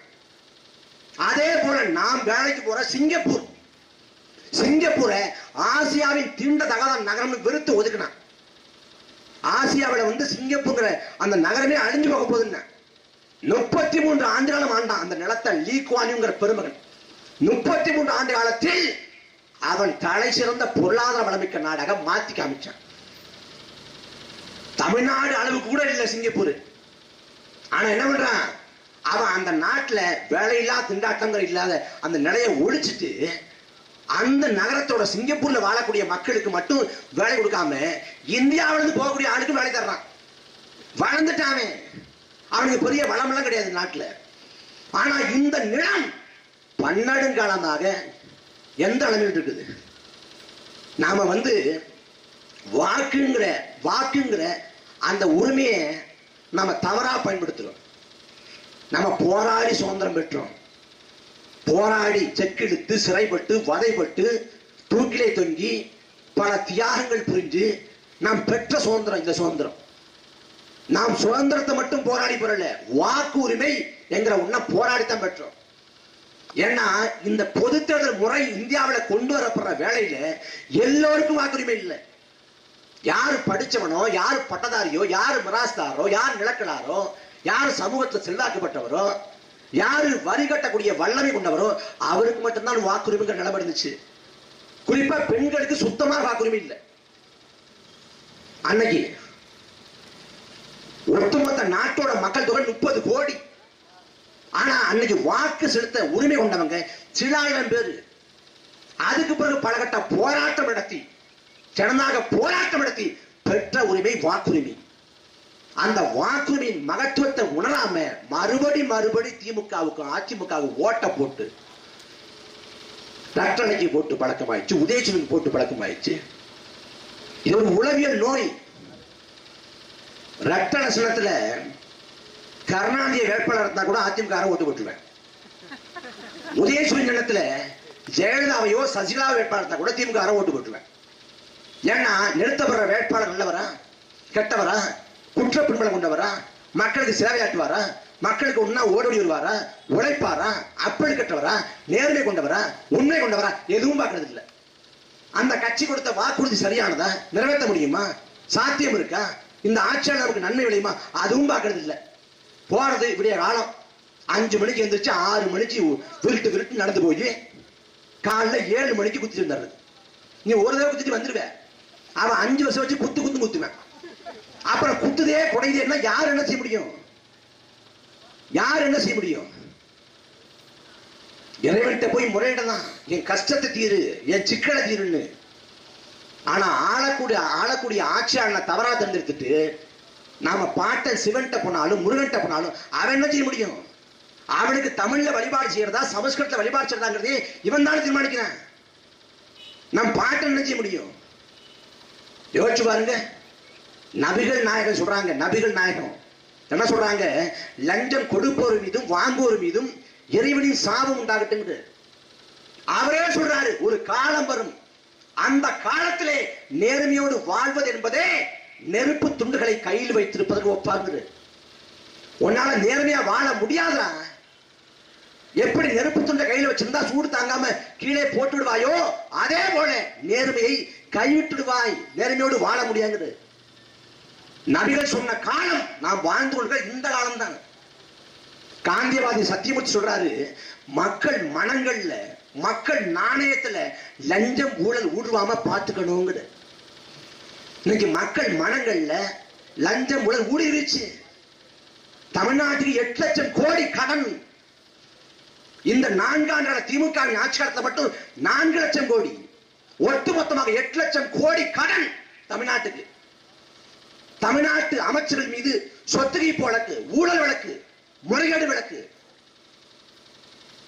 இது ஒரு பக்கம். இதை தாண்டி மக்களை ஊழல்வாதிகளாக மாத்திட்டான். அதான் இருக்கிறதுல பெரிய துயரம். ஏன்னா வாக்குக்கு காசு கொடுத்து பழக்கப்படுத்திட்டான். ஒரு காலத்துல இடைத்தேர்தல காசு கொடுத்தான். ஆர்கே நகரா, ஸ்ரீரங்கம்மா, பெண்ணாகரம்மா, அப்படி இடைத்தேர்தல காசு கொடுத்தேன். ஆனா இப்ப பொது தேர்தல காசு கொடுத்துட்டு இருக்கான். பொது தேர்தல்ல வாக்குக்கு 2000 ரூபாய், 1000 ரூபாய். இல்ல 4 பேர் இருக்கீங்களா, 2 பேர் திமுக போடுங்க, 2 பேர் அதிமுக போடுங்க, காசை பகிர்ந்துக்குங்க. அப்ப என்ன ஆகும்? காசு கொடுத்து வாக்களை பெறக்கூடிய ஒருவன் மக்களுக்கு சேவையாற்றுவானா? அவன் சட்டமன்றத்துக்கு போய் நமக்காக பேசுவானா? உனக்கு இன்னைக்கு கொடுக்கிற காசு அவன் செய்யக்கூடிய முதலீடு, அதை லாபமாக நடப்பான். நீங்க திமுகவோட அமைச்சர் பிடிஆர் பழனிவேல் தியாகராஜன் இப்ப ஒதுக்கப்பட்டிருக்காரு, ஓரங்கட்டப்பட்டிருக்காரு திமுகவில். எதுக்காக ஓரங்கட்டப்பட்டாரு, எதுக்காக ஒதுக்கப்பட்டாரு? அவர் உண்மையை சொல்லிட்டாரு. என்ன உண்மையை சொன்னாரு? கருணாநிதியோட பேரன் உதயநிதி ஸ்டாலினும் ஸ்டாலினோட மருமகன் சபரீசனும் சேர்ந்துக்கிட்டு 3 ஆண்டுல 30,000 கோடியை கொள்ளடிச்சாங்க. எவ்வளவு? 3 ஆண்டுல 30,000 கோடி. நாமெல்லாம் பணக்காரனா ஆனா நம்ம எப்படி வாழலாம் அப்படி கற்பனை பண்ணா கூட உன் கற்பனைக்கு எட்டாத பணம். நீ நினைச்சுட்டு இருக்க நாமெல்லாம் மார்கழி மாசம் செத்து போனோம்னா மார்கழி மாசத்துல சொர்க்க கதவு திறந்தே இருக்கும். யாரும் இருக்க மாட்டாங்க, விடுக்குன்னு உள்ள வந்துடலாம். இங்கதான் ஒண்ணும் வாழ முடியல, கஷ்டப்படுறோம், கர்மாயப்படுறோம், வறுமையில வாழ்றோம், ஏழ்மையில வாழ்றோம், கடன் தொல்லையா இருக்கு. சொர்க்கத்துல போயாவது அந்த ரம்ப ஊர்வசி சோமபான சூரபானத்தோட உல்லாசமா வாழலாம் நினைக்கிறேன். யாரு கண்டா சொர்க்கத்தின் நாகத்தையும் சொல்லிக்கிறத நீ வாழும்போது செத்த பிறகு சொர்க்கத்துல வாழலாமான்னு யோசிக்கிற. ஆனா அவன் வாழ்ந்துட்டு இருக்கிற பேர் சொர்க்கத்தை வாழ்ந்துட்டு இருக்கிறான். கற்பனை செய்ய முடியும்னால 30,000 கோடிகள் எவ்வளவு தொகை. நாட்டுல இன்னைக்கும் 1 லட்சம் ரூபாய் பணத்தை வாழ்க்கை முழுக்க பார்க்காம வறுமையில பிறந்து வறுமையிலே செத்து போறான். குடிச்சிலே பிறந்து குடிச்சிலே வாழ்ந்து வாழ்க்கையை முடிச்சுக்கிறான். இந்த நாட்டுல தனி ஒரு மனிதனுக்கு உணவில்லை என்றால் ஜெகத்திலே அழிச்சிரும் நான் பாரதி. தனி ஒரு மனிதனுக்கு. ஆனா அந்த நாட்டில் வாழக்கூடிய 40 கோடி மக்களுக்கு உணவில்லை. அந்த நிலையை போக்க ஆளக்கூடிய அரசு என்ன பண்ணுது? திமுகவோ அதிமுகவோ அவங்க செய்யறது உங்கள் வாக்களை பதிப்பதற்கு என்ன பண்ணலாம்னு திட்டமிடுறாங்க. 1000 ரூபாய் உரிமை தொகை கொடுத்தோம்னா பெண்கள்லாம் ஓட்டு போட்டுருவாங்க. தேர்தல் பரப்புரையில 1000 ரூபாய் உரிமை தொகை வேணுமா வேண்டாமா, அப்ப திமுக போடுங்க அப்படின்னு சொல்லிட்டு வாக்களை பெற்றல. அப்ப பள்ளி மாணவர்கள் 18 வயசு தரம்பிச்சு அப்படின்னா என்ன பண்ணலாம்? 12ஆம் வகுப்பு படிக்கிறாங்களா, லேப்டாப் தருவோம் நாங்க வந்தா, இல்ல கல்வி கடந்த தள்ளுபடி பண்ணுவோம், கல்வி கடந்த தள்ளுபடி பண்ணுமா அப்படின்னு வாக்க போடுறேன். நம்புறான், ஏமாத்துது. இந்த அமைப்பு முறையை பாருங்க எப்படிப்பட்ட அமைப்பு முறைன்னு.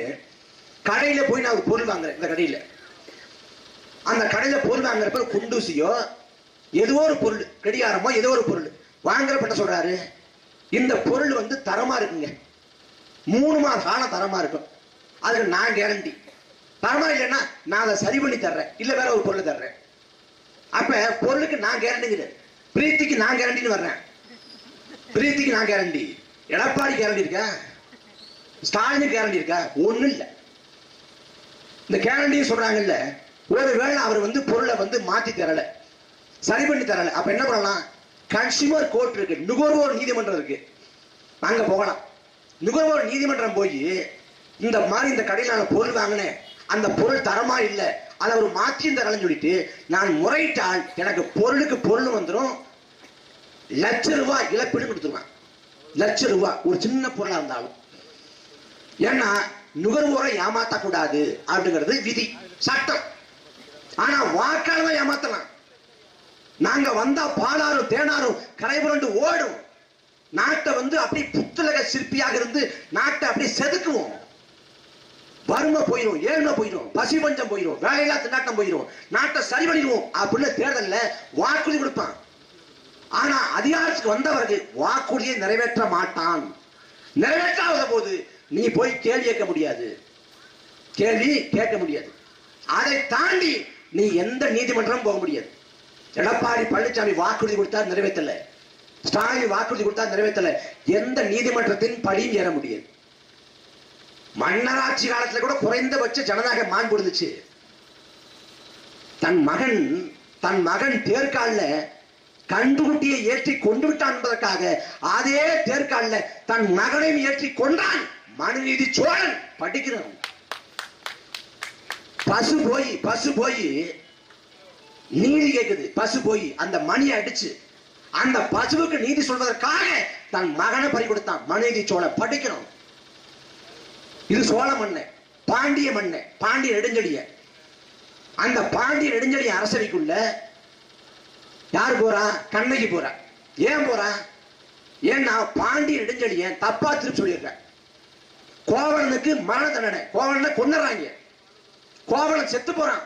அந்த செய்தி கேள்விப்பட்டு கோபத்தோட பாண்டிய நெடுஞ்செழியோட அரசவைக்குள்ள அரண்மனைக்குள்ள போறா. போய் மன்னனை பார்த்து ஒரு சாதாரண ஏழை குடிமகள், ஒரு பாமர மகள் சொல்றா, தேரா மன்னா என் கணவனா கல்வன், நீ அல்லவோ கல்வன் என்று சொல்லி கால் சிலம்ப போட்டு உடைக்கிறான். உடைச்ச மாத்திரத்துல தவறாக நீதி சொல்லிவிட்டானா தாயே என்று மனமுடைஞ்சு பாண்டிய நெடுஞ்செழியனை உயரவிட்டான்.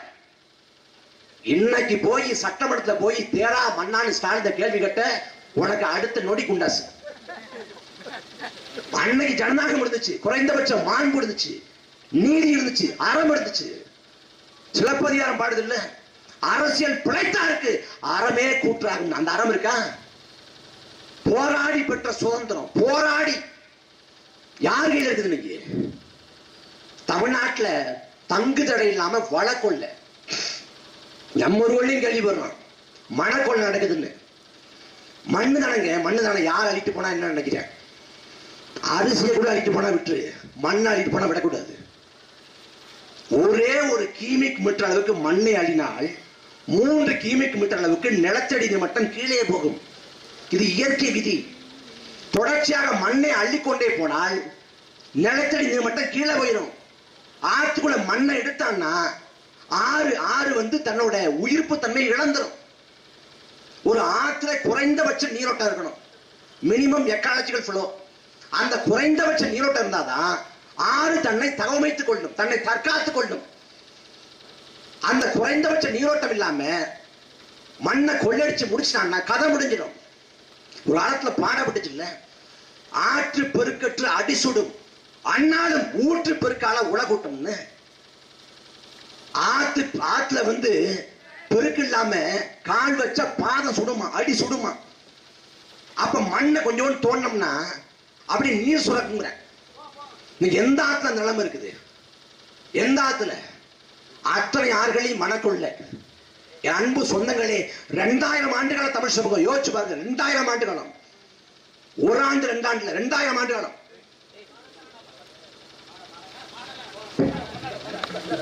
பேசுறேன் கொஞ்சம். உட்கார் உட்கார் உட்கார் உட்கார் உட்கார் உட்கார். உங்க அன்பை புரிஞ்சுக்கிற உட்காரு. உட்கார் உட்கார். 2000 ஆண்டு கால தமிழ் சமூகம். இந்த 2000 ஆண்டு காலத்துல எண்ணற்ற மன்னன் வந்தான், அரசர்கள் வாழ்ந்தார்கள், சண்டையிட்டார்கள், போர் புரிந்தார்கள், வாரசுரிமை சண்டை, எல்லா சண்டையும் நிகழ்ந்தது. வாதாபி எரிக்கப்பட்டது, உறையூர் எரிக்கப்பட்டது, மதுரை எரிக்கப்பட்டது, புத்த மடங்கள் தகர்க்கப்பட்டது, கோயில் நொறுக்கப்பட்டது, தேவாலயம் இடிக்கப்பட்டது. இந்த 2000 ஆண்டு காலத்துல எண்ணற்ற வன்முறை, உயிர் சேதம், உயிர் பலி, இத்தனை நிகழ்த்திய மன்னர்கள். எந்த ஒரு மன்னனும் ஆத்துல வந்து மண்ணை கொள்ளிடிக்கல. ஒரு மலையை தகர்த்து கனிம வளங்களாக ஏற்றி கொண்டு போகல. ஏரி குளத்தை வந்து தனக்கு மட்டுமே சொந்தம் என்று சொந்தம் கொண்டாடல. அப்படி 2000 ஆண்டுகளாக பாதுகாத்து வைக்கப்பட்ட இயற்கை வளங்கள். வெள்ளைக்காரன் இந்த நாட்டை 300 ஆண்டு ஆண்டான். இந்த நாட்டின் வளங்களை சுரண்டி கொண்டு போனான், செல்வ வளங்களை. ஆனால் இயற்கை வளங்கள் மீது அவன் கை வைக்கல. கோயிலூர் வைரத்தை எடுத்துக்கொண்டு போனா, ஆனா இங்க இருக்கக்கூடிய இந்த வளத்தை கொள்ளடிக்கல. ஆனா 50 ஆண்டுகள திராவிட ஆட்சி காலத்துல இந்த வளம், மணல் வளம், நீர் வளம், மலை வளம் எல்லாம் போயிடுச்சு. மலையை தடுக்கிறாங்க. மலையை ஒரு கோயிலின் ராஜகோபுரம் பாருங்க, ராஜகோபுரம். அந்த ராஜகோபுரத்தை விட முதன்மையானது நீர் கோபுரம் தான். நீர் கோபுரம்னா மலை, மலைக்கு பேர் நீர் கோபுரம். அந்த மலை தகர்க்கப்பட்டு விட்டால் மழை பொழிவு இருக்காது. நாம் பிறந்துட்டோம், வளர்ந்துட்டோம், செத்து போவோம். நமக்கு பிறகு இதே இடுமாவட்டத்தில் ஒருத்தர் வாழணும்ல, இதே கீழ்வடை காட்டுல, மேல்வடை காட்டுல, திலை வளாகத்துல, அடைஞ்ச வளாகத்துல, மங்களாகிபுரத்துல வாழணும் இல்ல. நம்ம பிள்ளைகள் வாழணும், பேரம்பத்தி வாழணும் இல்ல. அவன் வாழ்வதற்கு எல்லாம் இருக்கணும் இல்ல. ஆனா இல்லாது அழிக்கிற வேலை நடக்கிறது. அது மதுரையிலங்க, மதுரையில் ஒரு மலை இருக்கு, ஆனமலைன்னு பேரு. ஆனமலைன்னு பேரு. ஏன்னா யானை படுத்து உறங்குவது போல இருக்கும். என்ன கிளப்பி விட்டாங்கன்னா, மதுரையில யானை வந்து மதுரைக்கு ராசி இல்லை. இந்த யானையை நகர்த்தினாதான் எல்லாம் விளங்கும்ட்டான். இப்ப அந்த மலைன்னு சொல்லிக்கிட்டு இருக்காங்க. நமக்கு இந்த மண் குடித்து நீர் குடித்து எந்த கவலையும் இல்லை. நம்ம ஊர் முழுக்க பாக்குறப்ப சீமை கருவேல மரம் இருக்கு. சீமை கருவேல மரம். இந்த சீமை கருவேல மரங்கிறது மரம் இல்ல, மரம் போன்ற ஒன்று நச்சு. இந்த மரம் என்ன பண்ணும்? பூமிக்கு அடியில் இருக்கக்கூடிய நிலத்தடி நீர் மட்டத்தை உறிஞ்சும். அப்புறம் என்ன பண்ணும்? காத்துல இருக்கக்கூடிய நிலத்தடி இந்த நீர் தன்மையை உறிஞ்சும்.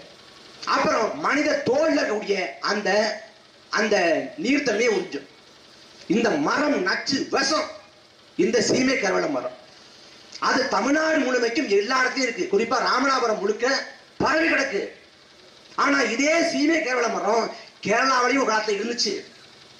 அந்த நிலத்தை அந்த ஆட்சியாளர் என்ன பண்றான், அந்த சீமை கருவேல மரத்தை அப்புறப்படுத்த முடிவு பண்ணி, சீமை கருவேல மர செடி இருந்துச்சுன்னா அதை புரிஞ்சு கொண்டு வந்து கடலை கொடுத்தா உனக்கு ஒரு பொருள் அப்படின்னு ஒரு மக்கள் இயக்கமாக திட்டமாக மாற்றி அவன் முழுக்க முழுக்க ஒழிச்சிட்டான். அங்க பசுஞ்சோலை போல இருக்கு கேரளாவில். கேரளாவில் காங்கிரஸ் ஆண்டாலும் சரிதான், கம்யூனிஸ்ட் ஆண்டாலும் சரிதான், யார் ஆண்டாலும் கேரளா பசுஞ்சோலை போல இருக்கும். கேரளா என்ன சொல்றான், கடவுளின் தேசம்ங்கிறான். கடவுளின் தேசம்ங்கிறான் கேரளாவை. கேரளாவில் 40க்கும் மேற்பட்ட ஆற்று படுகை இருக்கு. அங்கேயும் தினந்தோறும் கட்டடம் கட்டுறான், கட்டுமான பணி நடக்குது. ஆனா அந்த கட்டுமான பணிக்கு மண் அள்ள முடியாது. அப்ப மண் எங்க இருந்து போகுது, தமிழ்நாட்டில இருந்து போகுது. தமிழ்நாட்டில இருந்து போகுது. காவிரி ஆற்றுல ஒரு சொட்டு தண்ணி தர மாட்டோம், காவிரி ஆற்றின் குறுக்கே மேகதாட்டுல தடுப்பணை கட்டுவோம் சொல்வது யார்? கேரளா கர்நாடக அரசு. முல்லை பெரியாற்றனை தகர்த்து விட்டு புதிதாக அணை கட்டுவோம் சொல்றது கேரளா. பாலாற்றி குறுக்கே அடுக்கடுக்காக தடுப்பணை கட்டி அதன் உயரத்தை அதிகப்படுத்துவோம் சொல்வது ஆந்திரா. கேரளாவும் கர்நாடகாவும் ஆந்திராவும் தமிழ்நாட்டுக்கு வர வேண்டிய நீர்வளத்தை தடுத்து அவன் அணை கட்ட போறான். அவன் அணை கட்டுவதற்கான மணல் தமிழ்நாட்டிலிருந்து போகுது. நம்ம தமிழ்நாட்டிலிருந்து மண்ணை அள்ளி கொண்டு போறான். அன்பு சொந்தங்கள் கவனிக்கணும். மண்ணை அள்ளி கொண்டு போறான்னா எப்படி போறான்? ஹெலிகாப்டர்ல மண் அள்ளிட்டு போறானா, ஏரோப்ளேன்ல மண் அள்ளிட்டு வான்வழியா போறானா? இதே சாலை மார்க்கமா போறான். சாலை மார்க்கமா. இது காவல்துறைக்கு, உளவுத்துறைக்கு, இளவுத்துறைக்கு தெரியாதா? தெரியுமா தெரியாதா? தெரியும். தெரிஞ்சு விடும். தெரிஞ்சு விடும். ஏன்னா இங்க இருந்து அங்க வரைக்கும் எல்லாத்தையும் கமிஷன் போகும். நீங்க யோசிச்சு பாருங்க. புதுக்கோட்டையில ஜகபர் அலின்னு ஒரு ஐயா, சமூக செயற்பாட்டாளர், மண் மீது மக்கள் மீது பற்று கொண்டவர். அங்க கல்குவாரிங்கிற பேர்ல கனிம வளங்களை சுரண்டாங்க. அதை கண்டிச்சு பல நாட்களாக போராட்டம் பண்றாரு. போராட்டம் பண்றாரு, தீர்வு வரல. மனு கொடுக்குறாரு, தீர்வு வரல. புதுக்கோட்டை மாவட்ட ஆட்சியர் அலுவலகத்துக்கு போய் மனு கொடுத்துட்டு ஒரு தேதியை சொல்லி, இந்த தேதியில நான் போராட்டம் பண்ண போறேங்கிற. எந்த தேதியில போராட்டம் பண்ணணும்னு சொன்னாரோ அந்த ஜகபர் அலி, அதே நாள்ல ஜகபர் அலி என்ன பண்ணா, லாரியை விட்டு ஏத்தி கொன்னான். ஒரு முறை லாரி ஏற்றான், எங்க பிழைச்சுவாரோன்னு பயந்துகிட்டு திரும்ப திரும்ப லாரி ஏற்றி கொள்றான் ஜகபர் அலிய. என்ன செய்ய முடிஞ்சு? தூத்துக்குள்ள லூடுன்னு ஒரு கிராம நிர்வாக அலுவலர், விஏஓ, நேர்மையான அதிகாரி, அவர் மனக்குள்ளே தடுத்தாருன்னு அவரை கொள்றான். எங்க போகுது நாடு? நமக்கெல்லாம் தெரிஞ்ச ஐயா சகாயம் மதுரை மாவட்ட ஆட்சியராக இருந்தார். நேர்மைக்கு பெயர் போன ஐயா சகாயம் மதுரை மாவட்ட ஆட்சியராக இருந்தார் ஒரு காலத்துல. இன்னைக்கு ஓய்வு விட்டுட்டாரு. அவர் மதுரை மாவட்ட ஆட்சியர் இருக்கிற காலத்துல என்ன பண்றாரு, அங்க கனிம வளங்களை சொல்றது தெரிய வருது. அப்ப அது குறித்து ஒரு ஒரு ஆய்வறிக்கையை தயார் பண்ணி அன்னைக்கு அந்த ஜெயலலிதா அம்மையார்ட்ட அனுப்பி வைக்கிறார். ஜெயலலிதா அம்மையார் என்ன பண்றாங்க, கனிமவள கொள்ளை நடந்திருக்கா, அதை நம்ம தடுப்போம், நடவடிக்கை எடுப்போம் அப்படின்னு நினைக்கல. அந்த அறிக்கையை தாக்கல் பண்ண சகாயத்துமா நடவடிக்கை எடுத்து, சகாயத்தை இனி மதுரை மாவட்ட ஆட்சியர் இருக்க வேண்டாம், அவரை வேற இடத்துக்கு மாத்தணும்னு கோஆப்டஸ் துறைக்கு மாத்துறாங்க. சகாய கோஆப்டஸ் துறைக்கு போறாரு. நஷ்டத்துல இங்கே கோஆப்டஸ் லாபத்தை வைக்கிறாரு, பேட்டித்திறன் கொண்டாடுறாரு, ஒரு நல்ல நிலைமை கொண்டு வர்றாரு அந்த துறையை. பிறகு நீதிமன்றம், சென்னை நீதிமன்றம் தலையிட்டு அந்த கனிமவள கொள்ளையை கண்டுவதற்கான ஒரு குழு அமைக்குது. அந்த குழுவுக்கு தலைவராக ஐயா சகாயத்தே போடுது. இப்ப மறுபடியும் ஐயா சகாயம் மதுரைக்கு போறாரு. அங்க என்ன தெரியப்படுது, இந்த கனிமவள கொள்ளைக்காக பச்சிளம் பிள்ளைகள் நரபலி கொடுக்கப்பட்டது தெரியுது. அப்ப போய் சுடுகாட்டுல போய் ஆய்வு பண்றாரு. ஆய்வு பண்றப்ப அந்த ஆய்வை செய்வதற்கான அதிகாரிகள் வரணும். காலைல போறாரு, மாலை வரைக்கும் அதிகாரி வரல. அவரும் காத்திருந்து பார்க்கிறாரு, கடைசி வரைக்கும் அதிகாரி வரல. கடைசியில பொழுது போயிடுது, இருட்டாயிடுது. சொல்றாங்க, ஐயா நீங்க போங்க, போய் ஓய்விடுங்க, போய் அறையில ஓய்விடுங்க, நாளைக்கு மிச்சத்தை பார்த்துக்கலாங்கிறாங்க. இல்ல நான் போக மாட்டேன், நான் போனேன்னா இந்த ஆவணங்களை எல்லாம் கலைச்சிருவாங்க, நான் போக மாட்டேன்னு மறுக்கிறாரு. அப்ப என்ன பண்றாரு, ஒரு கட்டில எடுத்து வர சொல்லி கட்டில சுடுகாட்டு மேலேயே போட்டு படுத்துக்கிறாரு. விடிய விடிய கட்டில தூங்குறாரு சுடுகாட்டுல. காலையில் எந்திரிச்ச உடனே பத்திரிகையாளர்கள் ஒளிவாங்கி நீட்டி கேட்கிறாங்க, விடிய விடிய சுடுகாட்டுல தூங்கில பயமா இல்லையான்னு. அதுக்கு சகாயம் சொன்ன பதில், எனக்கு சுடுகாட்டுல பயம் இல்லை, சுதந்திர நாட்டுல பயமா இருக்குல்ல. இதான் நாட்டோட நிலைமை. நேர்மைக்கும் உண்மைக்கும் எளிமைக்கும் இதான் கதி. நல்ல கண்ணுன்னு ஒரு தலைவன், மகத்தான தலைவன் நம்மோடு வாழ்ந்துட்டு இருக்காரு. அவர் கம்யூனிஸ்ட் கட்சியில் இருக்கக்கூடிய ஒரு நல்ல தலைவர் ஐயா நல்ல கண்ணு. அவரு அடிமை இந்தியாவில வெள்ளக்காரன் எடுத்து சண்டை போடுறாரு, தலைமுறை வாழ்க்கை வாழ்றாரு. வெள்ளக்காரன் தலைகளா கட்டி தொங்க விட்டு அந்த மீச முடிய பூரா புடுங்குறான், சுருட்டை வச்சு பொசுக்கிறான், சித்திரவதை பண்றான். அப்படி அடிமை இந்தியாவில வெள்ளக்காரனை எடுத்து போரிட்டு பாடுபட்டவர், தியாகம் பண்ணவர், சிறைக்கு போனவர் ஐயா நல்லக்கண்ணு. அந்த நல்லக்கண்ணு தேர்தல் நிற்கிறார். தேர்தல் நிற்கிறப்ப அவரை மக்கள் தோக்கடிக்கிறாங்க. தோக்கடிச்ச உடனே மக்கள் மீது வெறுப்பு குரல்ல, சலிப்பு குரல்ல, விரக்தி அடையில. சரி, நமக்கு தேர்தல் பாதை சரிப்பட்டு வரணும்னு சொல்லிட்டு மக்கள் பணியாற்றுறாரு. 80வது வயசுல அந்த சகாயத்துக்கு அந்த ஐயா நல்லக்கண்ணுவுக்கு 80வது வயசுல 1 கோடி ரூபாய் பணத்தை திரட்டி கட்சி கொடுக்குது. கொடுக்கிறப்ப இந்த பணத்தை வச்சு நான் என்ன பண்ண போறேன், இதை மக்கள் சேவைக்கு பயன்படுத்துங்க ஐயா நல்லக்கண்ணு திரும்பி கொடுத்துருந்தாரு. இப்ப 100 வயசை கடந்து வாழ்ந்துட்டு இருக்காரு. அந்த நல்லக்கண்ணு வீதிக்கு வர்றாரு, நமக்கு யாருன்னே தெரியாது. ஆனா நயன்தாரா தான் நாக்க தொங்க போட்டு போய் நிற்பான். இந்த சமூகம் வழங்குமாட, இந்த நாடு உருப்பிடுமா? உண்மைக்கும் நேர்மைக்கும் எளிமைக்கும் மதிப்பில்லைங்க. இந்த மண்ணுக்காக மக்களுக்காக பாடுபட்டவன், வாழ்க்கையை இழந்தவன், பொருளாதாரத்தை இழந்தவன், அர்ப்பணிச்சு நின்றவன் அடையாளம் இல்லாம அங்கீகாரம் இல்லாம அழிஞ்சு போறான். ஆனா இந்த மண்ணையும் மக்களையும் சுரண்டி கெடுக்கிற அயோக்கிய கூட்டம் திரும்ப திரும்ப நாட்டை ஆண்டு கொண்டு கிடக்கு. கருணாநிதி ஆண்டாரு, நாட்டை கெடுத்தாரு. ஸ்டாலின் ஆண்டு கொண்டு நாட்டை கெடுத்து கொண்டிருக்காரு. இப்ப உதயநிதி ஆள ஆசைப்படுறாரு, அடுத்த மறுபடியும் ஆட்சிக்கு வந்தா நாம ஆண்டலான்ட்டு. அதுவும் ஐயா ஸ்டாலின் இருக்காரு பாருங்க, அவரு என்ன தமிழ்நாட்டு மக்கள் அப்பா மாதிரி நினைக்கிறாங்க. பரவாயில்ல, 70வது வயதுல அப்பா ஆயிட்டாரு, வாழ்த்தலாமே. யார் அப்பா? அதுவும் ஐயா ஸ்டாலின் சொல்றாங்க, போதையின் பாதையில போகாதீங்க. மன்றாடி கேட்கிறேன், கெஞ்சி கேட்கிறேன், போதையின் பாதையில போகாதன்னா எல்லா விதிலும் டாஸ்மாக் கடை தந்து வச்சுட்டு போதையின் பாதையில போகாதான் காட்டுக்குள்ள போனாங்க. எங்கிட்டு போறது? போதையின் பாதையில போகாதையா? யார் சொல்லலாம்? காந்தியவாதி சசிபெருமாள் வாழ்ந்தார். சசிபெருமாள் காந்தியவாதி, எந்தவித அதிகார வலிமையும் இல்லாத ஒரு பாமரன், ஒரு ஏழை மகன். அந்த சசிபெருமாள் மதுபான கடைக்கு போற ஆட்கள் காலில் விழுந்து கெஞ்சினாரு, மது அருந்தாதீங்க, உடம்புக்கு கெடுதல். அந்த ஏழை மகன் அவர் மண்டாடலாம், போதையின் பாதையில போகாதுன்னு. ஆனா ஒட்டுமொத்த தமிழ்நாட்டின் அதிகாரத்தை வைத்திருக்கக்கூடிய தமிழ்நாட்டின் முதலமைச்சர் போதையின் பாதையில போகாதுன்னு வியாக்கியம் பேசலாமா? கடையை மூடு. ஏன் மூட மாட்டேங்கிற? 48,000 கோடிங்க வருமானம். 48,000 கோடி ஒரு ஆண்டுக்கு. தீபாவளிக்கு படம் வருது, பொங்கலுக்கு படம் வருது, விஜய் படம் வந்தாலும் சரிதான், அஜித் படம் வந்தாலும் சரிதான், எந்த படமும் டாஸ்மாக் கலெக்ஷனை மிஞ்சிறது இல்லை. டாஸ்மாக் தான் முதல்ல.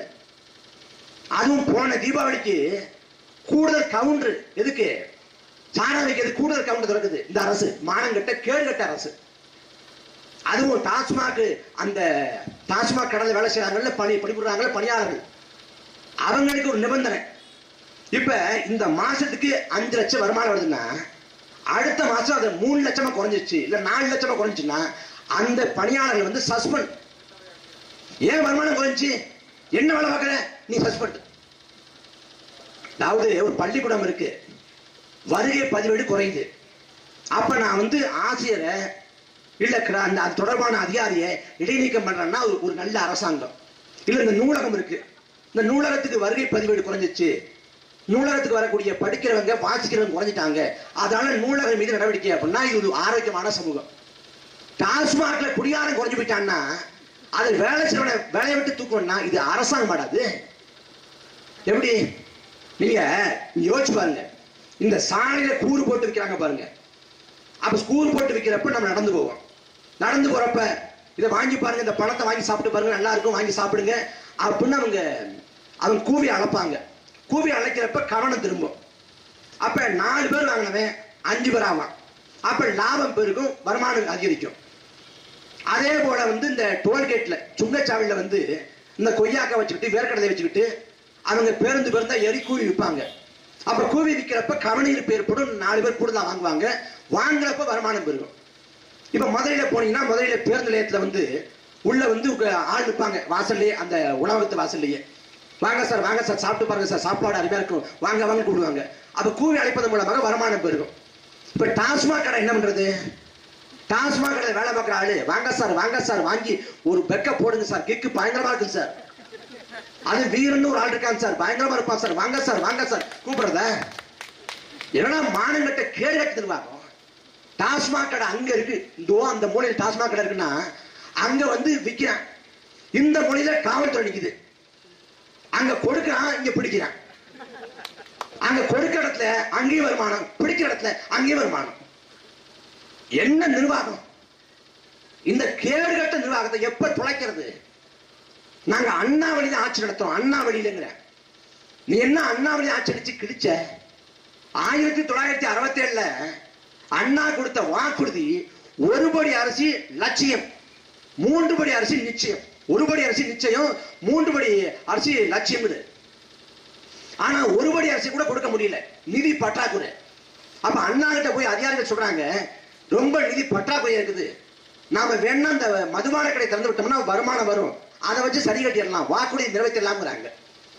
அதுக்கு அறிஞர் அண்ணா சொல்றாரு, நான் வாக்குறுதியை நிறைவேற்றாம பொய்யன்னு பெருத்தாலும் பரவாயில்ல, நான் வந்து மதுபான கடையை திறக்க மாட்டேங்குது.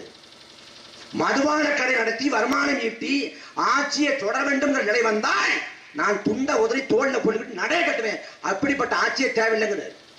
இந்தியா முழுமைக்கும் மது விலக்குக்காக பரப்புரை செய்ய தயார் முழக்கமிட்டவர் அறிஞர் அண்ணா. அந்த அண்ணா வழியில இந்த திமுக ஆட்சி நடத்துதா? அண்ணா வழியில அதே அண்ணாங்க 67 வந்து வென்றாரு, முதலமைச்சர். முதலமைச்சர் ஆன பிறகு பதவி ஏற்க போறாரு. பதவி ஏற்க போறப்ப வாகனத்துல கார்ல ஏற போறாரு. ஏற போறப்ப வீட்டு வாசல்ல ஏக்கத்தோட ஒரு மனைவி ராணி பாக்குறாங்க, தன் கணவர் தன்னையும் கூட்டு போவாரா அப்படின்ட்டு. அப்ப தொண்டர்கள் பார்த்து, அண்ணியும் கூட்டு போலாம்ல, நீங்க பதவி ஏற்கிறத பார்க்கணும், அவங்களுக்கும் ஆசை இருக்கும் இல்ல, அண்ணியும் கூட்டு போலாம்ல அப்படின்னு அண்ணா கிட்ட கேட்கிறாங்க. அண்ணா வந்து வேண்டாம் அப்படின்னு சொல்லிட்டு என்ன சொல்றாரு, கட்சிக்கும் குடும்பத்துக்கு இடையே இடைவெளி வேணுங்கிற. அதிகபட்சம் அவங்க அழைச்சிட்டு போயிருந்தா தன் கணவன் அன்னைக்கு முதலமைச்சர் ஆகிறத கண்குடியில பார்த்திருப்பாங்க. இந்த துர்கா ஸ்டாலின் பார்த்த மாதிரி அன்னைக்கு தொலைக்காட்சி இல்ல, யூடியூப் இல்ல பாக்குறதுக்கு. அப்ப அதுக்கு கூட வாய்ப்பு இல்லைன்னு மறுத்தாரு அறிஞர் அண்ணா. ஆனா திமுகவில் இன்னைக்கு ஒரு குடும்பம் உட்கார்ந்துக்கிட்டு கருணாநிதி, ஸ்டாலின், உதயநிதி, அடுத்து இன்பநிதினு ஒருத்தர் வர்றாரு. திமுக இருக்காங்க, கவனத்தை வச்சுக்கோங்க, இன்பநிதிக்கு உழைக்க கடமைப்பட்டிருக்கீங்க. இன்பநிதிக்கு ஒரு பிள்ளை பிறந்தா அந்த பிள்ளைக்கு உழைக்கிறதுக்கு நீங்க கடமைப்பட்டிருக்கீங்க. மன்னர் ஆட்சி காலத்துல ராஜராஜ சோழன், ராஜேந்திர சோழன் கூட தமிழ்நாட்டை இவ்வளவு நாள் ஆளல. ஆனா கருணாநிதி குடும்பம் படுத்துற பாடு எவ்வளவு கேவலம் பாருங்க. உதயநிதி வந்து தமிழ்நாட்டோட முதலமைச்சர் வந்து சிறப்பாயிடுங்கிற. உதயநிதிக்கு என்ன தெரியுங்க கேட்கிறேன், நம்ம வறுமை தெரியுமா, ஏழ்மை தெரியுமா, பசி பஞ்சம் என்ன தெரியுமா? என்றைக்காவது உன் அப்பன் வறுமையோட ஏழ்மையோட நல்ல உடை உடுத்தாம அழுக்கு வேட்டியோட கிழிஞ்ச சட்டையோட நிக்கிறத நீ பார்த்திருக்கியா? உனது கல்வி கடனுக்காக வங்கி வாசல உன் அப்பன் கூணி குறுகி அவமானப்பட்டு நிக்கிறத என்றைக்காவது கண்டு உணர்ந்திருக்கியா?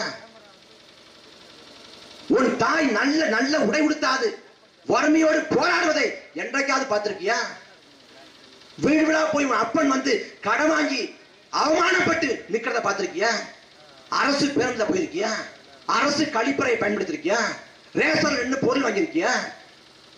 நாங்க படுற பாடு, கஷ்டம், துன்பம், துயரம் இதோட நிழல் கூட உதயநிதி மேல பட்டிருக்கு. ஆனா அவர் தமிழ்நாட்டை ஆளணுமா? தமிழ்நாடு என்ன அப்பம் சொத்தாடா எழுதி கொடுத்திருக்க? எதுக்கு திமுக மீண்டும் ஒரு முறை தமிழ்நாட்டை ஆளும் சொல்லு, ஒரு காரணம் சொல்லுங்களேன். தமிழ்நாட்டை திமுக ஒரு முறை இல்ல 5 முறை 6 முறை ஆண்டுச்சு. திமுக நேற்று தொடங்கப்பட்ட இயக்கம் இல்லைங்க, 1949 ஆண்டு தொடங்கப்பட்ட இயக்கம். 1949 இந்த நாடு விடுதலை பெற்று 2 ஆண்டு கழித்து தொடங்கப்பட்ட இயக்கம் திமுக. இன்னைக்கு என்ன நடக்குது? 2025 75 ஆண்டு ஆயிடுச்சு. இந்தியாவில் ஒரு மாநில கட்சி முதல் முறையாக ஆட்சியை கைப்பற்றியது என்றால் அது திமுக. 67. அதே போல இந்தியாவில் ஒரு மாநில கட்சி மத்திய அமைச்சரவையில அதிகப்படியான ஆண்டுகள் அங்கம் வச்சதுன்னா அதுவும் திமுக தான். 18 ஆண்டு மத்திய அமைச்சரவையில 18 ஆண்டு அங்கம் வச்சது இதே திமுக. விபி சிங், வாஜ்பாய், தேவகவுடா, ஐக்கிய குஜரால், மன்மோகன் சிங் அப்படின்னு பல பிரதமருக்கு மத்திய அமைச்சரவையில திமுக இருந்துச்சு. 99 தொடங்கி 2013 வரை தொடர்ச்சியாக 14 ஆண்டு மத்திய அமைச்சரவை இடம். அந்த 2004 இருந்து 2009 காலகட்டத்தில் மன்மோகன் சிங் ஆட்சி காலத்தில் பெரும்பான்மை இல்லாத காங்கிரஸை தாங்கி பிடித்ததே இங்க ஆண்ட திமுக தான். அன்னை காலகட்டத்தில் காவிரி உரிமையை பெற்றுக்கொடு, அந்த உரிமையை நிலைநாட்டியிருப்பான். முல்லை பெரியார் அணையோட நீர்மட்டத்தை உயர்த்தி கொடுத்திருப்பான். கச்சத்தீவை மீட்டு எடுக்க வேலை செஞ்சிருப்பான். மாநில சுயாட்சியை கொண்டு வா, கல்வியை பொதுப்பட்டியிலிருந்து மாநில பட்டியலுக்கு கொண்டு வந்திருப்பான். ஆட்டுக்கு தாடியதுக்கு நாட்டுக்கு ஆளுநர் பதவியை ரத்து பண்ணிருப்பான். சாதியை பாதுகாக்கக்கூடிய சட்டப்பிரிவு இருக்குது, அதை நீக்கியிருப்பான். இந்தியை ஊக்குவிக்கக்கூடிய சட்டப்பிரிவு இருக்குது, அதை நீக்கியிருப்பான். கேட்டதை எல்லாம் அன்றைக்கு காங்கிரஸ் செய்து கொடுத்திருக்கும். ஆனா இவர்கள் கேட்டது மாநில சுயாட்சி இல்ல, மண்ணின் உரிமை இல்ல, கேட்டது முழுக்க எந்த அமைச்சகம் கிடைச்சா நல்ல கோடி கணக்கால் லம்பா உட்கார்ந்து சம்பாதிக்கலாமோ அந்த அமைச்சரவை கேட்டு பெற்றாங்க. 99 தொடங்கிங்க 2013 வரைக்கும் திமுக மத்திய அமைச்சர்கள் அங்க வைக்குது. கேட்டுக்குங்க, அங்க வைக்கிற காலத்துல அண்ணாவுக்கு பாரத ரத்னா விருது கொடுங்கன்னு கேட்டிருந்தா கொடுத்திருப்பான். 2013 மத்திய அமைச்சரை விட்டு திமுக வெளியேறுது. 2014 பாஜக ஆட்சிக்கு வருது. பாஜக ஆட்சிக்கு வந்த உடனே அண்ணாவுக்கு பாரத ரத்னா விருது கொடுங்க கேட்க கருணாநிதி. ஏன் அப்ப கேட்கல? அப்ப கேட்டா கொடுத்திருப்பா, முடிஞ்சிருக்கும். இப்ப கேட்டா கொடுக்க மாட்டான், அதை வச்சு அரசியல் பண்ணலாம். இப்ப தமிழ்நாட்டில் ஒரு பல்லவி வச்சிருக்காங்க பாருங்க. அதாவது பாஜக உள்ள வந்துடும், பாஜக பூந்துரும், பாஜக இந்த பக்கம் வந்துடும், பாஜக எதுக்கணும்னா திமுக ஓட்டு போடுங்க. பாஜக தமிழ்நாட்டில் எங்கடா இருக்கு? முதல்ல எங்க இருக்கு பாஜக? 2021 அதிமுக கூட்டணியில பாஜக அங்க வைக்குது. 2021 அங்க வைக்கிறப்ப அதிமுக கூட்டணியில பாஜக அங்க வைக்கிறப்ப பாஜகவை சேர்ந்த சட்டமன்ற வேட்பாளர்கள்லாம் வாக்கெட்டு போறப்ப மோடி படத்தை அமித்ஷா படத்தை போடாம எம்ஜிஆர் படத்தை ஜெயலலிதா படத்தை எடுத்து போட்டு போனாங்க. ஏன்னா மோடி படத்தை அமித்ஷா படத்தை போட்டு போனா விழுற ஓட்டும் விழாம போயிடும். யாரு? பாஜகவை சேர்ந்த சட்டமன்ற வேட்பாளர்களே மோடி அமித்ஷா புறக்கணிச்சாங்க. இதான் தமிழ்நாடு. அது ஒரு 2 வாரத்துக்கு முன்னாடி, 2-3 வாரம் நினைக்கிறேன், பாஜகவோட மாநில தலைவர் ஐயா நயினா நாகேந்திரன் அவர்கிட்ட பாஜக நிர்வாகி கேட்கிறாரு, சொல்றாரு, மனம் விட்டு பேசுறாரு. ஐயா நாங்க ஓட்டு கட்டு போறோம், ஓட்டு கட்டு போறப்ப மக்கள் சொல்றாங்க உங்களுக்கு சோறு கூட போடுறோம், ஓட்டு மட்டும் போட மாட்டோங்கிறாங்க, நாங்க என்ன பண்றோம் தெரியல. பாஜக ஓட்டு கட்டு போறப்ப வாங்க வீட்டுக்கு வந்து சாப்பிட்டுட்டு போங்க, ஓட்டு மட்டும் கேட்காங்க போயிட்டு வாங்குறாங்களா. இந்த பாஜக தமிழ்நாட்டில் பூந்தும்னு காட்டி தமிழ்நாட்டில் எல்லா அயோக்கியத்தங்களையும் திமுக பண்ணிட்டு இருக்கு. ஒழிக்கணும், எல்லாத்தையும் மாத்தணும். அதுக்கு ஒரே வாய்ப்பு வாக்கு. உங்கள் வாக்கை மாற்றாத வரை இந்த வாழ்வு விடியாது, எந்த நலனும் பயக்காது. நீங்க நினைச்சு பாருங்களேன், 34 வயசுல நான் எங்க நின்று கத்திட்டு இருக்கணும்? ஏன் நான் கத்தணும்? நான் இதே ஊர்ல வளர்ந்து பிறந்த பிள்ளை, உங்களுக்கு எல்லாருக்கும் என்ன தெரியும். நான் ஏன் கத்திட்டு இருக்கணும்? எல்லாரும் என்ன பண்ணாங்க? படிச்சு முடிச்சுட்டு வேலைக்கு போனாங்க, வெளிநாடு போனாங்க. நானும் படிச்சு முடிச்சேன், வேலைக்கு போயிருக்கலாம்ல, வெளிநாடு போயிருக்கலாம். ஏன் போகல? நான் புதுக்கோட்டைக்கு பாலிடெக்னிக் படிக்க போறேன், படிக்கதான் போனேன். 2009 படிக்க போறப்ப அந்த சமயத்துல ஈழ படுகொலை, ஈழத்துல கொத்து கொத்தா மக்கள் கொண்டடிக்க போற செய்தி தெரிய வருது. அப்ப எனக்கு ஒண்ணும் பிடிபடல, ஒண்ணும் புரியல. காலப்போக்கில் லட்சக்கணக்கான மக்களை கொண்டுட்டான்னு தெரிய வருது. லட்சக்கணக்கான மக்களை கொள்றப்ப ஒரு தமிழ்னா ஒண்ணும் பரலையேங்கிற குற்ற உணர்ச்சி போட்டு அரிக்குது. அப்ப என்ன பண்ணலாம் அப்படின்னு யோசிக்கிறப்ப அண்ணன் பிடி கொண்டு எடுத்துருச்சு, அண்ணன் சீமான் பிடி. நான் பேச்சாளர் இல்ல, சத்தியமா நான் பேச்சாளர் கிடையாது. இதே அரசு பள்ளிக்கூடத்தில் நான் படிச்சேன், பேச்சு போட்டி நடக்கும், ஒரு நாள் நான் பங்கேற்றது கிடையாது. மேடை ஏறி நாற்காலி கூட நடத்தி போட்டது கிடையாது. நான் யார்கிட்டையும் பேச கிடையாது, சொந்தக்காரன்கிட்ட பேச கிடையாது, யார்கிட்டையும் பேச கிடையாது. நான் பேசவே மாட்டேன். நான் வகுப்புல இருக்கணும் தெரியாது. நான் அவ்வளவு அமைதியான பையன். நான் மேடையில் பேசுற அளவுக்கு எது மாத்துது? இனம் அழிக்கப்பட்டுச்சேங்கிற பெரும் கோபம்.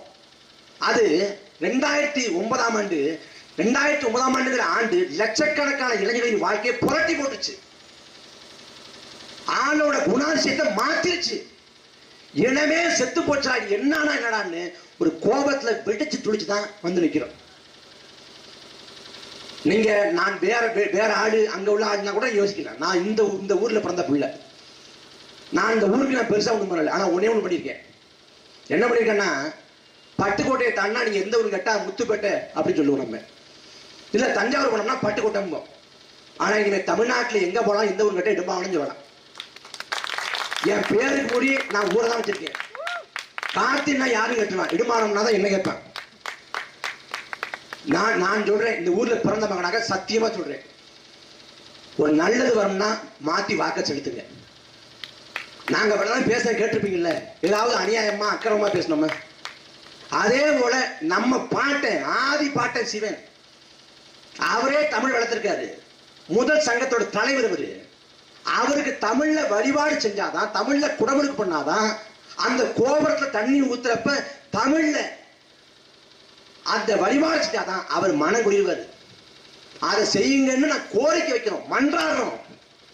நான் கண்டிக்க கூட இல்லை, மன்றாடுறோம், கெஞ்சிரும், தயவு செஞ்சு பண்ணுங்க அப்படின்னு. எங்கள் கோரிக்கையில நியாயம் இருக்கு, அதை உணர்ந்து நில்லுங்க. நான் வேதாரண்யம் சட்டமன்ற தொகுதியில் வேட்பாளராக போட்டிடுறேன். நான் திரும்ப இந்த ஊர்ல திரும்ப தேர்தல் நெருக்கத்தில் பேச முடியுமான்னு தெரியல. பேச முடியாம கூட போயிடலாம் அந்த நேர நெருக்கடியில். நான் அப்ப பேச முடியாம போனா இப்ப பேசலே மனசுல வச்சுக்கோங்க. எங்களுக்கு வாக்க தாங்க கொடுங்க, மாற்றி போடுங்க. நம்ம எல்லாரும் விவசாயிகள், எங்க சின்னம் விவசாயி தான். மந்தினி ஞானத்து வாழ்வோருக்கெல்லாம் ஒண்டி கொடுத்தவன் உயிர் கொடுத்தவன் போலன்னு இலக்கியங்கள் பாடுது. உணவை படைக்கிற விவசாயி உயிரை படைக்கிற இறைவனுக்கு ஒப்பானவன். அந்த விவசாயியை போற்றுவதற்கு தொழுவதற்கு கடைசி வாய்ப்பு நாம் தமிழர் கட்சி. காமராசர் இருக்கார்ல, கவியரசு கண்ணதாசன் காமராசர் குறித்து சொல்றாரு, சுருக்கமா வர்ணிக்கிறார். காமராசர் பத்தி சொல்றப்ப காலத்தின் கடைசி கருணைங்கிறார். காலம் ஒரு முறை கடைசியாக கருணையிட்டு இருக்கிறது, இந்த கருணையை பயன்படுத்திக் கொள்ளுகிறார். அதே போல வரலாற்றின் கடைசி வாய்ப்பு நாம் தமிழர் கட்சி. இதான் இறுதி தருணம், இறுதி சமயம். யோசிச்சு பாருங்க, திமுக எங்கே இருந்து பிறகுது? திராவிட கழகத்துல பெரியாருக்கும் அண்ணாவுக்கும் சண்டை. பெரியார் திருமணம் பண்றாரு மணியம்மைய, அண்ணா கோச்சுக்கிட்டு வெளியேறி தனி இயக்கம், அது திராவிட முன்னேற்ற கழகம். அந்த திராவிட முன்னேற்ற கழகத்துல அண்ணாவோட காலத்துக்கு பிறகு எம்ஜிஆருக்கும் கருணாநிதிக்கும் சண்டை. எம்ஜிஆர் வெளியேற்றப்படுறார், வெளியேற்றப்பட்ட எம்ஜிஆர் தனி இயக்கம் கட்டுறாரு, அது அதிமுக. அதே திமுகவில் பிற்காலத்துல வைகோவுக்கும் கருணாநிதி சண்டை. வைகோ கொலைப்படி சுமத்தி வெளியேற்றப்படுறாரு, வெளியே போன வைகோ தனி இயக்கம் கட்டுறாரு, அது மதிமுக. இப்படி திமுகவும் அதிமுகவும் தனிப்பட்ட முரண்களால மோதல்களால அந்த கருத்து வேறுபாட்டால பிளந்து பிரிந்த இயக்கம். ஆனா நாம் தமிழர் கட்சி அவ்வாறு பிறக்கல, ரெண்டு பேருடைய சண்டையில பிறக்கல. நாம் தமிழர் கட்சி வரலாறு பிரசவித்தது, காலம் இந்த கடமையை எங்க கைகளில் ஒப்படைத்தது. 2009 மே 18 என் இனம் கொன்றடிக்கப்படுது. 2 லட்சம் தமிழர்களை துள்ள துடிக்க படுகொலை செய்துவிட்டு, அவ்வளவுதான் விடுதலை புலிகளை வீழ்த்தி விட்டோம், அவ்வளவுதான் தமிழர்களை தோற்கடித்து விட்டோம், உங்கள் புலிக்கொடியை இறக்கி விட்டோம், உங்கள் தேச கடமை நொறுக்கி விட்டோம், உங்கள் தலைவன் பிரபாகரனை கொண்டு விட்டோம் என்று சொல்லி மண்ணை முத்தமிட்டு ராஜபக்சே கொக்கரைத்தான். மே 18 2009 உலகம் முழுக்க வாழ்ந்த தமிழர்கள் கண்ணீர் வடிச்சான், கதறனா, ஒப்பாரி வச்சான், ஐயோ எல்லாம் போச்சேன்னு. வீட்டை விட்டு வெளியேற முடியாது, முடங்கி கிடந்தான். வாழ்வதா தற்கொலை செய்து கொண்டு சாவதா என்று மனம் புடுங்கினான். எந்த மே 18 என் இனம் வீழ்த்தப்பட்டதோ அதே மே 18 குறிவைத்து 2010ஆம் ஆண்டு உலகம் முழுக்க வாழக்கூடிய தமிழர்களை திரட்டி நாம் தமிழர்கள் இயக்கத்தை கட்டணும். 15 ஆண்டுகள பயணம், 1 ஆண்டு 2 ஆண்டுல 15 ஆண்டு. நாம் தமிழர் கட்சி சேர்றப்ப எனக்கு 19 வயசு, நீ 34 வயசுல இருக்கிறேன். அன்னைக்கு மீசை கூட ஒழுங்கா முளைக்கல. 15 ஆண்டுகள பயணம். காவிரி சிக்கல், முல்லை பெரியாறு, பாலாறு, கச்சத்தீவு, மீத்தேனு, கைட்டோகரப்படம், 8 வழிச்சாலை, உயிர்மழுத்த கோபுரம், ஸ்டெர்லைட், அணுவுல, அணுக்கழி மையம் எல்லா பிரச்சனைக்குமா போராடி இருக்கோம். தானே புயல், ஒக்கி புயல், நிவர் புயல், கஜா புயல், எல்லா சென்னை பெருவெள்ளம் உட்பட எல்லா மக்கள் கஷ்டப்பட்ட காலத்துல நான் களத்துல இருக்கோம். இங்க கஜா புயல்ல பாதிக்கப்பட்டப்ப இதே இடுமாவனத்துக்கு அண்ணன் சீமான் வந்தாங்க. இடுமாவனத்துக்கு வந்தாங்க. அரசு பள்ளிக்கூடத்துல வந்து நிவாரணம் கொடுத்தாங்க. இடுமாவனம்ங்கிற ஊரு பாதிக்கப்பட்டு கேள்விப்பட்டு வேலூர்ல இருந்து அங்கேருந்து பொருளை கொண்டாந்து இங்க கொண்டாந்து இறக்கி வச்சுட்டு போனாங்க. நாங்க வந்து வாக்குக்காக வேலை செய்யல, எங்களுக்கு மன நிறைவு இருக்கு, ஆத்ம திருப்தி இருக்கு. இந்த மண்ணுக்காக மக்களுக்காக பேசுறோம், இந்த மக்களுக்காக உழைக்கிறோம்னு. நாங்க போய் படுக்கிறப்ப சோர்வா இருக்கும், களைப்பா இருக்கும், ஆனா நிம்மதியா இருக்கும். ஏன்னா நாங்க உண்மையா இருக்கிறோம். நாங்க ஊரடிச்சு உடையில போடல, யார் காலையும் இருக்கல, எந்த பாடகமும் செய்யல, எந்த நயவஞ்சமும் செய்யல, யார் காலையும் வாழல, யார் காலத்தையும் நெரிக்கல. உண்மைக்காக சத்தியத்துக்காக போராடுறோம். எங்களை விட்டுட்டு யாருக்காக செத்த போறீங்க? காமராசர் வந்து 9 ஆண்டுகளா பொற்கால ஆட்சி கொடுத்தார். நாம வந்து திமுக ஆட்சி வேணும், அதிமுக ஆட்சி வேணும், கருணாநிதி ஆட்சி வேணும், ஜெயலலிதா ஆட்சி வேணும், ஒருத்தரும் கேட்கறது இல்லை. ஆனா எல்லாரும் கேட்கணும், காமராசர் போல ஒருத்தர் நாட்டாண்டா பரவாயில்ல. ஏன்னா அந்த தலைவன் உண்மையிலே மக்களுக்காக வாழ்ந்தான். அந்த தலைவன் அதாவது ஒரு அரசியல் துறவி போல இருந்தாரு. முற்றும் துறந்த முனிவர்கள், துறவிகள் கூட தாயோடு கொண்டிருந்த உறவை, பாச பிணைப்பை துறக்கல, துண்டிக்கல. ஆனா தன் தாயோடு கொண்டிருந்த அந்த பாச பிணைப்பை, உறவை கூட துண்டித்து தாயை தூர தள்ளி வைத்து தன் மக்களுக்கு தாய் போல நின்று சேவையாற்றின தலைவன் பெருந்தலைவர் காமராசர். 9 ஆண்டுகளும் ஒப்பற்ற ஆட்சி, எல்லாமே அவர் ஆட்சி காலம் தான். அளப்பரிய சாதனை. தமிழ்நாட்டை வந்து அவ்வளவு உயரத்துல தூக்கி வச்சாரு. ஏன்னா அந்த தலைவனுக்கு நோக்கம் இருந்துச்சு. காமராசர் நேர்மையா இருந்தார் ஒரு பக்கம், காமராசரை அமைச்சர்கள் அமைச்சா இருந்தாங்க பாருங்க, அவங்க எல்லா நேர்மையா தான் இருந்தாங்க. காமராசருக்கு குடும்பம் இல்ல, பிள்ளை குட்டி இல்ல, தேவைகள் குறைவு. ஆனா கக்கன், காமராசர் அமைச்சர்களே உள்துறை அமைச்சராக இருந்த கக்கன், அவர்தான் லஞ்ச ஒழிப்புங்கிற அந்த இதை தொடங்குறாரு. அந்த கக்கன், அவர் குடும்பம் இருந்துச்சு, பிள்ளை குட்டி இருந்துச்சு, தேவை இருந்துச்சு. அந்த கக்கன் வந்து கடைசியில அமைச்சராக இருந்தவர், பார்லிமெண்ட் உறுப்பினராக இருந்தவர், பதவி விட்டு இறங்கிய பிறகு அரசு பேருந்துல போறாரு. அரசு பேருந்துல மக்களோட மக்களா போறாரு. கடைசி காலத்துல முடக்கு நோய் வந்துருந்தவருக்கு கோட்டைகள் மருத்துவமனை சிகிச்சைக்கு போறாரு. காசு தீர்ந்துருது. மதுரை அரசு மருத்துவமனை வறண்டாவில் கடந்து செத்து போனா கக்கன்கிற ஒரு முன்னாள் அமைச்சர். அதே போல காமராசரை அமைச்சர்களை அமைச்சராக இருந்த ராமையான்னு ஒரு ஐயா, புதுக்கோட்டை சேர்ந்தவர், சென்னையில இறந்து போறாரு. புதுக்கோட்டை கொண்டு போறது காசு இல்ல, ஈம சடங்கு காசு இல்ல, மக்கள் தொகை மடிப்பு சேர்ந்தாங்க. அதே போல காமராஜரை அமைச்சருடைய அமைச்சராக இருந்த லூர்தம்மான்னு ஒரு கன்னியாகுமரியை சேர்ந்த ஒரு அம்மா, அவங்க அநாத ஆசிரமத்துல அனாதை போல இறந்து போனாங்க. உண்மையும் நேர்மையுமா வாழ்ந்தாங்க, வரலாறாக மாறி போனாங்க. என்னதுன்னா, காமராசர் இறந்தார், அவர் உடலை நெருப்படுத்திக் கொண்டது, அவர் காரை கட்சி எடுத்துக் கொண்டது, வீட்டை உரிமையாளர் எடுத்துக்கொண்டார். ஆனால் காமராசர் என்ற பெயரை வரலாறு எடுத்துக்கொண்டதுன்னு வரலாற்றை நிலைக்க அளவுக்கு ஒரு பொற்கால ஆட்சி கொடுத்தாரு அந்த தலைவன் காமராசர். இன்னைக்கு அப்படி இருக்கா? காமராசர், ஜீவானந்தம், சிங்காரவேலர், நாம் கற்பனை செய்ய முடியாத அளவுக்கு அரும்பெரும் தலைவர்கள் எல்லாம். ஜீவானந்தத்தோட பிறந்தநாள் இன்னைக்கு இதே நாள். ஜீவா வந்து குடிசையிலே பிறந்து குடிசையிலே இறந்து போறாரு. கடைசி வரை செல்வத்தின் வாசனைப்படாது, செல்வத்தோட வாசனைப்படாம குடிசையிலே பிறந்து குடிசையிலே இறந்து போறாரு. காமராசர் வந்து ஒரு பள்ளிக்கூடம் திறந்து வைக்க போறாரு. அருகாமையில வந்து ஜீவாவோட வீடு இருக்குன்னு கேள்விப்பட்டு ஜீவா கூப்பிடுறாரு. வா ஜீவா, நீ வா, நான் பள்ளிக்கூடம் திறந்து வைக்க போறேன், வா நீ வந்து என்னோட கூட நில்லுங்கிறாரு. நீ போ வர்றேன் அப்படின்னு ஜீவா மறுத்துறாரு. என்னன்னு விசாரிக்கிறப்ப அப்பதான் தெரியுது, ஜீவா கிட்ட ஒரே ஒரு வேட்டி தான் இருந்துச்சான். அதை துவைச்சு காய போட்டு அது காஞ்ச பிறகு எடுத்து கட்டிட்டு வரும்னு. கற்பனை செய்ய முடியுதா நம்மளால? இப்படி எல்லாம் நேர்மையா வாழ முடியுமான்னு? அப்படி வாழ்ந்த தலைவர்கள் எல்லாம். ஆனா இந்த நிலத்துல இன்னைக்கு என்ன நிலைமை?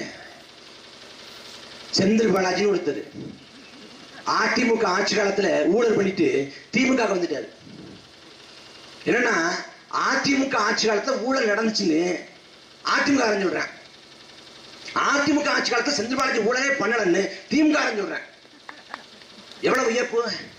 2016ஆம் ஆண்டு சட்டமன்ற பொதுத் தேர்தலின் போது அரவக்குறிச்சிலையும் தஞ்சாவூர்லையும் தேர்தல் தள்ளி வைக்கப்படுது. என்ன காரணம் சொல்றாங்க? வாக்குக்கு அதிகமாக காசு கொடுத்து விட்டார்கள். அப்ப கொஞ்சமா தரலாம், அதிகமாக கொடுத்து விட்டார்கள். அப்படி தஞ்சாவூர்லையும் அரவக்குறிச்சிலையும் குற்றம் சாட்டினப்ப அரவக்குறிச்சியில வாக்குக்கு அதிகமாக காசு கொடுத்தது யார்? இதே செந்தில் பாலாஜி. 2016 பண மதிப்பிழப்பு, பணம் செல்லாதுன்னு ஐயா மோடி இருக்கு. அறிவிக்கப்பட்ட பிறகான நாட்கள்ல அங்க கரூர்ல அன்புநாதன் ஒருத்தர் வீட்டுல கட்டுக்கட்டா பணம் எடுக்கப்படுது. கடைசியா பார்த்தா அன்புநாதன் பினாமிங்கிறாங்க. யாருக்கு பினாமி? இதே செந்தில் பாலாஜி பினாமி. இன்னைக்கு எல்லாத்தையும் மறந்தாச்சு, கடந்தாச்சு. கூவத்தூர் நடந்த கலைபுரம், தர்மயுத்தம்ங்கிற நாடகம், தூத்துக்குடி துப்பாக்கி சூடு, அதெல்லாம் மறந்து கிடந்தாச்சு. எடப்பாடி பழனிசாமி சிரிச்ச முகமா இருக்காரு. குழந்தை முகத்துல கொலகாரனை பார்த்திருக்கியா? அதான் எடப்பாடி பழனிசாமி. 2018ஆம் ஆண்டு ஸ்டெர்லைட் ஆலையை மூட சொல்லி மக்கள் போராடுறாங்க. ஸ்டெர்லைட் ஆலை பல ஆண்டுகள் இருக்குது. மக்கள் தொடர்ச்சியா போராடுறாங்க. ஆலயம் மூடுங்க, ஆலயம் மூடுங்க போராடுறாங்க. கடைசியில் ஆலை விரிவாக்கம் நடக்குது. ஆலை விரிவாக்கம் கூடாது என்று எல்லா தரப்பு மக்களும் சாதி கடந்து மதம் கடந்து அரசியல் மாற்றங்களை தொடர்ந்துட்டு எல்லா தரப்பு மக்களும் தூத்துக்குடியில் போராடுறாங்க. 99 நாட்கள் தொடர்ச்சியான போராட்டம். அரசு கண்டுகொள்ளல, செவிசாய்க்கல, அதிகாரிகள் வந்து பார்க்கல, அமைச்சர் பெருமக்கள் வந்து பார்க்கல. பிறகு 100ஆவது நாள் மாவட்ட ஆட்சியர் அலுவலகத்தை நோக்கி ஒரு கவன ஈர்ப்பு பேரணி. அந்த கவன ஈர்ப்பு பேரணி யார் இருக்கா? முதியவர்கள், மாற்றுத்திறனாளிகள், குழந்தைகள், பெண்கள் எல்லோரும் இருக்காங்க. கையில என்ன கத்தி கம்பு கொண்டு போனாங்களா? இல்ல, கையில மூட்டை முடிச்சு சாப்பாட்டு பட்டலம், தண்ணீர் போத்தல் இதை கொண்டு போறாங்க. அப்படி கொண்டு போன மக்கள் மீது காவல்துறை ஏறிவிட்டு 15 பேரை கொண்டது எடப்பாடி பழனிசாமி. அதுல 17-18 வயசு நிரம்பிய ஸ்னோலிங்கிற ஒரு தங்கச்சி பள்ளி படிப்பை முடிச்சுட்டு கல்லூரி போலாம கனவோடு காத்திருக்கா. அவர் அந்த போராட்ட களத்துக்கு வர்றப்ப அவளுக்கு ஒரு அசைக்க முடியாத நம்பிக்கை. நாம ஒரு பெண் பிள்ளை, ஒரு சின்ன பிள்ளை, நம்மளை என்ன படிக்க போறாங்க அப்படின்ட்டு ஒரு அசட்டுத்தரமான தைரியத்துல வர்ற. அந்த ஸ்னோலினை நோக்கி துப்பாக்கி சூடு நடத்தினதுல துப்பாக்கி தொட்டா வாய் வழியா பாய்ந்து மூளை சிதறி இறந்து போனா ஸ்னோலின். அவள் செஞ்ச பாவம் என்ன? அடிமை இந்தியாவில் ஜாலியன் வாலாபாக் படுகொலை நடந்துச்சு. அடிமை இந்தியாவில் ரவுலட் சட்டம்ங்கிற கொடுங்கோல் அடக்குமுறை சட்டத்தை கொண்டு வர்றாங்க. யாரு? வெள்ளக்காரன்.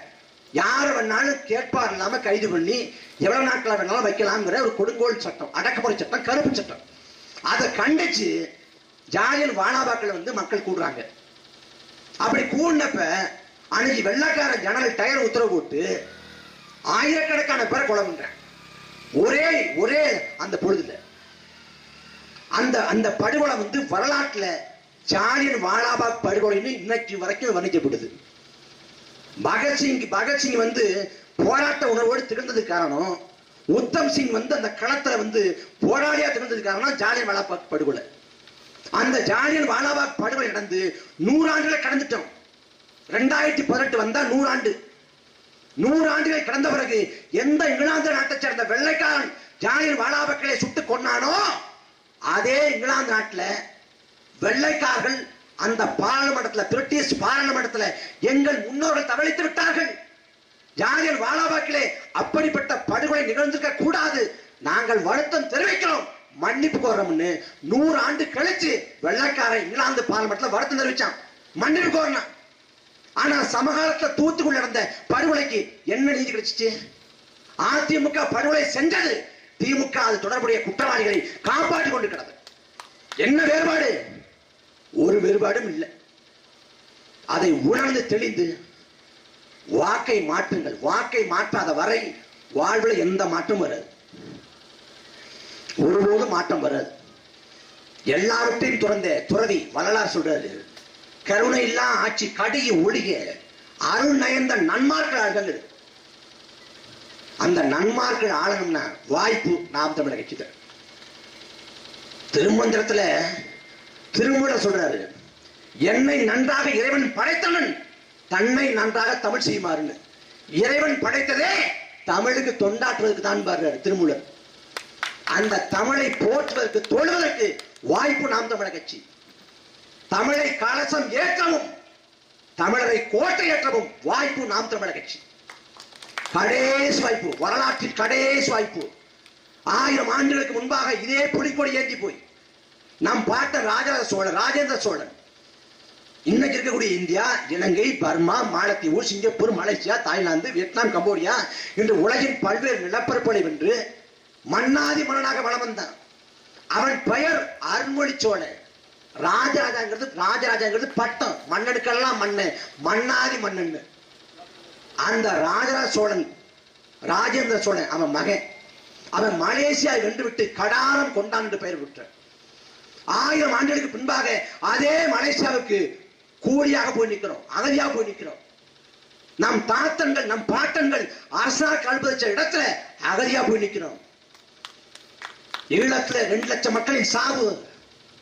நம்மை போலவே ஹிட்லரோட நாஜி படையால யூதன் கொன்றடிக்கப்பட்டான். 10 லட்சம் யூதன் கொன்றடிக்கப்பட்டான். உலகம் முழுக்க சிதறி ஓடினான். அழித்தொழிக்கப்பட்டார்கள் யூதர்கள். முடிந்து போனது யூத இனம் என்று கணக்கிட்டார்கள். வீழ்த்தப்பட்டதாக சொல்லப்பட்ட யூதர்கள் எழுந்தார்கள். தனக்குன்னு ஒரு நாட்டை பிடிச்சான். இஸ்ரேல் நாட்டை பிடிச்சு படைச்சிட்டான். அது ஆக்கிரமிப்பு, அபகரிப்பு, அது வேற. ஆனா தனக்குன்னு ஒரு நாட்டை பிடிச்சிட்டான். எந்த நூற்றாண்டிலே வீழ்த்தப்பட்டானோ யூதன், அதே நூற்றாண்டிலே எழுந்து வெல்லிட்டான். நாம் வீழ்த்தப்பட்டிருக்கோம். கண் முன்னே 2 லட்சம் தமிழர்களை சாக கொடுத்திருக்கோம். காவிரி சிக்கல், முல்லை பெரியாறு, பாலார் என்று அத்தனை வாழ்வாதார உரிமையும் பறி கொடுத்திருக்கோம். இன்னைக்கு தமிழ்நாட்டில் ஒரு பொருளியல் அகதியா இருக்கும்.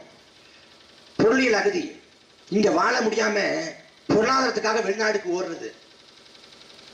இன்னைக்கு தமிழ்நாடு முழுக்க வடநாட்டுக்காரன் வந்துட்டான். எங்க வந்துட்டான்? இடும்பாவனம் மேலோடைய கடுக்க வந்துட்டான் வடநாட்டுக்காரன்.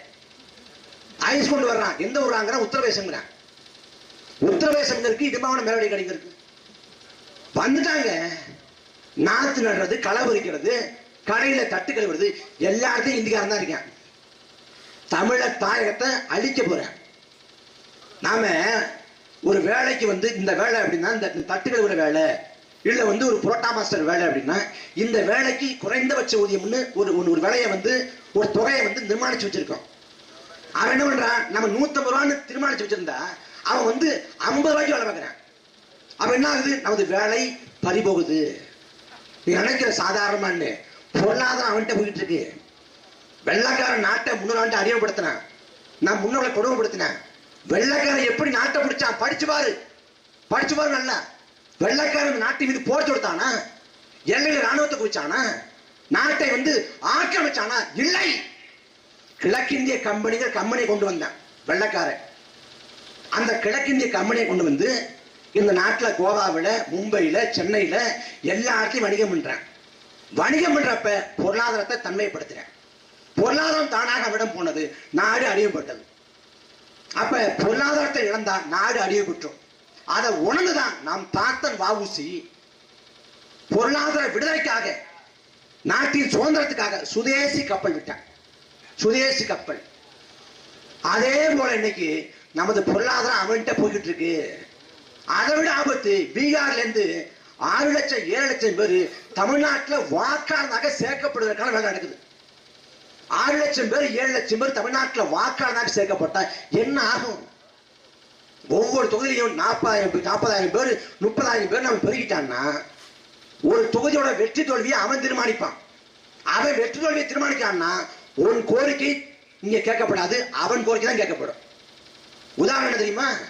2021 தீபாவளி அன்னைக்கு முதல் நாள் வந்து திமுக அரசு அறிவிக்குது. தீபாவளி அன்னைக்கு வந்து தமிழ்நாடு முழுக்க இறைச்சி கடைகள் மூடப்படும், எங்கேயும் கறி விற்க கூடாதுன்ட்டு. நீ யோசிச்சு பாருங்க. தீபாவளி அன்னைக்கு பெரும்பான்மை மக்கள் இறைச்சி எடுத்து சாப்பிடுவாங்க, கறி எடுத்து சாப்பிடுவாங்க. ஆனா அன்னைக்கு இறைச்சி கடையை மூடுவதாக ஏன் அறிவிக்கிறான்? ஏன்னா மார்வாடி அன்னைக்கு சமண பண்டிகையான மகாவீர ஜெயந்தியை கொண்டாடுறேன். அவன் மகாவீர ஜெயந்தியை கொண்டாடுவதற்கு வசதியாக தீபாவளி அன்னைக்கு பெரும்பான்மை மக்கள் பாதிக்கப்பட்டாலும் பரவாயில்லன்னு இறைச்சி கடையை மூடுவதாக அறிவிக்குது இந்த திமுக அரசு. நீ யோசிச்சு பாருங்க. இன்னைக்கு மார்வாடி எவ்வளவு இருப்பான்? அவன் ஆட்சி அதிகாரத்துல அவன் ஆதிக்கம் பண்ற நிலைமை இன்னைக்கே இருக்குன்னா ஒவ்வொரு தொகுதியும் அவன் 20,000 பேர் 30,000 பேர் ஏறி போனான்னா தமிழ்நாட்டின் அரசியல் திசைவழி போக்கு மாறி போகும். தமிழ்நாட்டோட சூழலே மாறி போகும். சொந்த நிலத்திலேயே அடிக்கப்படுவேன். மலேசியாவில் அடிக்கப்பட்டோம், மும்பையில் அடிக்கப்பட்டோம், ஈழத்தில் அடிக்கப்பட்டோம். இனி உன் தாய் நிலத்துல தமிழ்நாட்டில் அடிக்கப்படுவேன். வாழ முடியாம ஓட வேண்டிய நிலைமை வரும். இது எல்லாத்தையும் உணர்ந்து தெரியணும். நம்ம ஆளுகிட்ட சாதி வாக்குறது, இவர் அந்த சாதியா இந்த சாதியான்ட்டு. வடநாட்டுக்காரன்னா ஒரு பிரச்சனையும் இல்லை, கியா பையாம்பாமே புரிஞ்சிடும். எழணும், புரிஞ்சு தெரியணும், அவ்வளவுதான். நபிகள் நாயகர் சொல்றாங்க, ஒரு நொடி சிந்தனை என்பது ஓராண்டு இறைவணக்கத்தை விட சிறந்தது. ஒரு நொடி சிந்திப்பது ஒரு வருஷம் முழுக்க இறைவணக்கம் செய்வதை விட, தொழுகை செய்வதை விட சிறந்தது. அதுவும் கிருபானந்த வாரியார் சொல்றாரு. கிருபானந்த வாரியார் போதிக்கும் போது புரியாது, பாதிக்கும் போது புரியுது. இது எங்க எழுதி வச்சிருக்காங்க தெரியுமா? புலசரைக்கு பாருங்க, புலசரையில தண்டனை பிரிவுக்கு பாருங்க, அங்க எழுதி வச்சிருக்காங்க உள்ளர.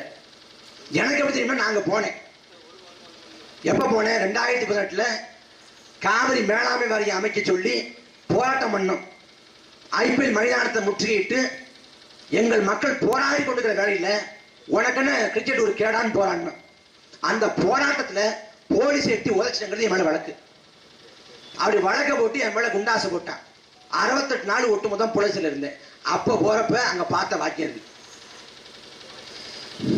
உங்க பிள்ளைகள் நிக்கிறோம், நீ யோசிச்சு பாருங்க, இந்த வயசுல இந்த வேலை செஞ்சாங்க அவசியம் இருக்குது.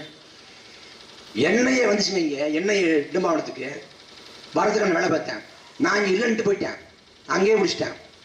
என்னையே நேஷனல் இன்வெஸ்டிகேஷன் ஏஜென்சி, தேசிய புலனாய்வு முகாமை, இந்தியாவில் இருக்கக்கூடிய பயங்கரவாதிகளை தீவிரவாதிகளை பிடிக்கிற ஒரு அமைப்பு NIA. போலீஸ் தெரியும், CBCD தெரியும், CBI தெரியும், இது எல்லாத்துக்கும் மேலே NIA. அந்த NIA விசாரணைக்கு போன அந்த பெருமை இந்த ஊர்ல எனக்கு தான் சேரும். என்ன கொடுமைன்னா, NIA அது பாஜக ஏவி விட்டுச்சு, அது ஒரு நகைச்சுவை. NIA விசாரணை கூப்பிடுறாங்க. விசாரணைக்கு போய் அதிகாரி உட்கார்றேன். உட்கார்ந்த உடனே NIA அதிகாரி உட்காருங்க, என்ன வழக்கம் தெரியுமா இருக்குது? தெரியுங்க, அந்த சேலம் பக்கம் 2 பசங்க இந்த வெடிகுண்டு நாட்டு வெடிகுண்டு தரைச்சாங்களா, தானே வழக்கு அப்படிங்கிறேன். இல்ல அதெல்லாம் கிடையாது, பிரான்ஸ்ல இருந்து சீலன் முருகன் ஒருத்தர் உங்களுக்கு போன் பண்ணாரு. சரிங்க, அவர் போன் பண்ணாரு, இந்த போனை நீங்க எடுக்கல, அவர் எதுக்கு போன் பண்ணாலும் சொல்லுங்க, அதுதான் விசாரணை. சத்தியமா இதான் நடந்துச்சு. அப்ப இது எல்லாத்தையும் எதிர்கொண்டு நிக்கிறோம். உங்கள் பிள்ளைகள் உங்களுக்காக அதை உணர்ந்து தெளிந்து எங்களுக்கு ஒரு வாய்ப்பு கொடுங்க. தமிழை தயவு செஞ்சு கலசம் வெட்டிடுங்க. நாங்க கண்டிக்கல, மண்டாடுறோம், கெஞ்சி கேட்கிறோம்.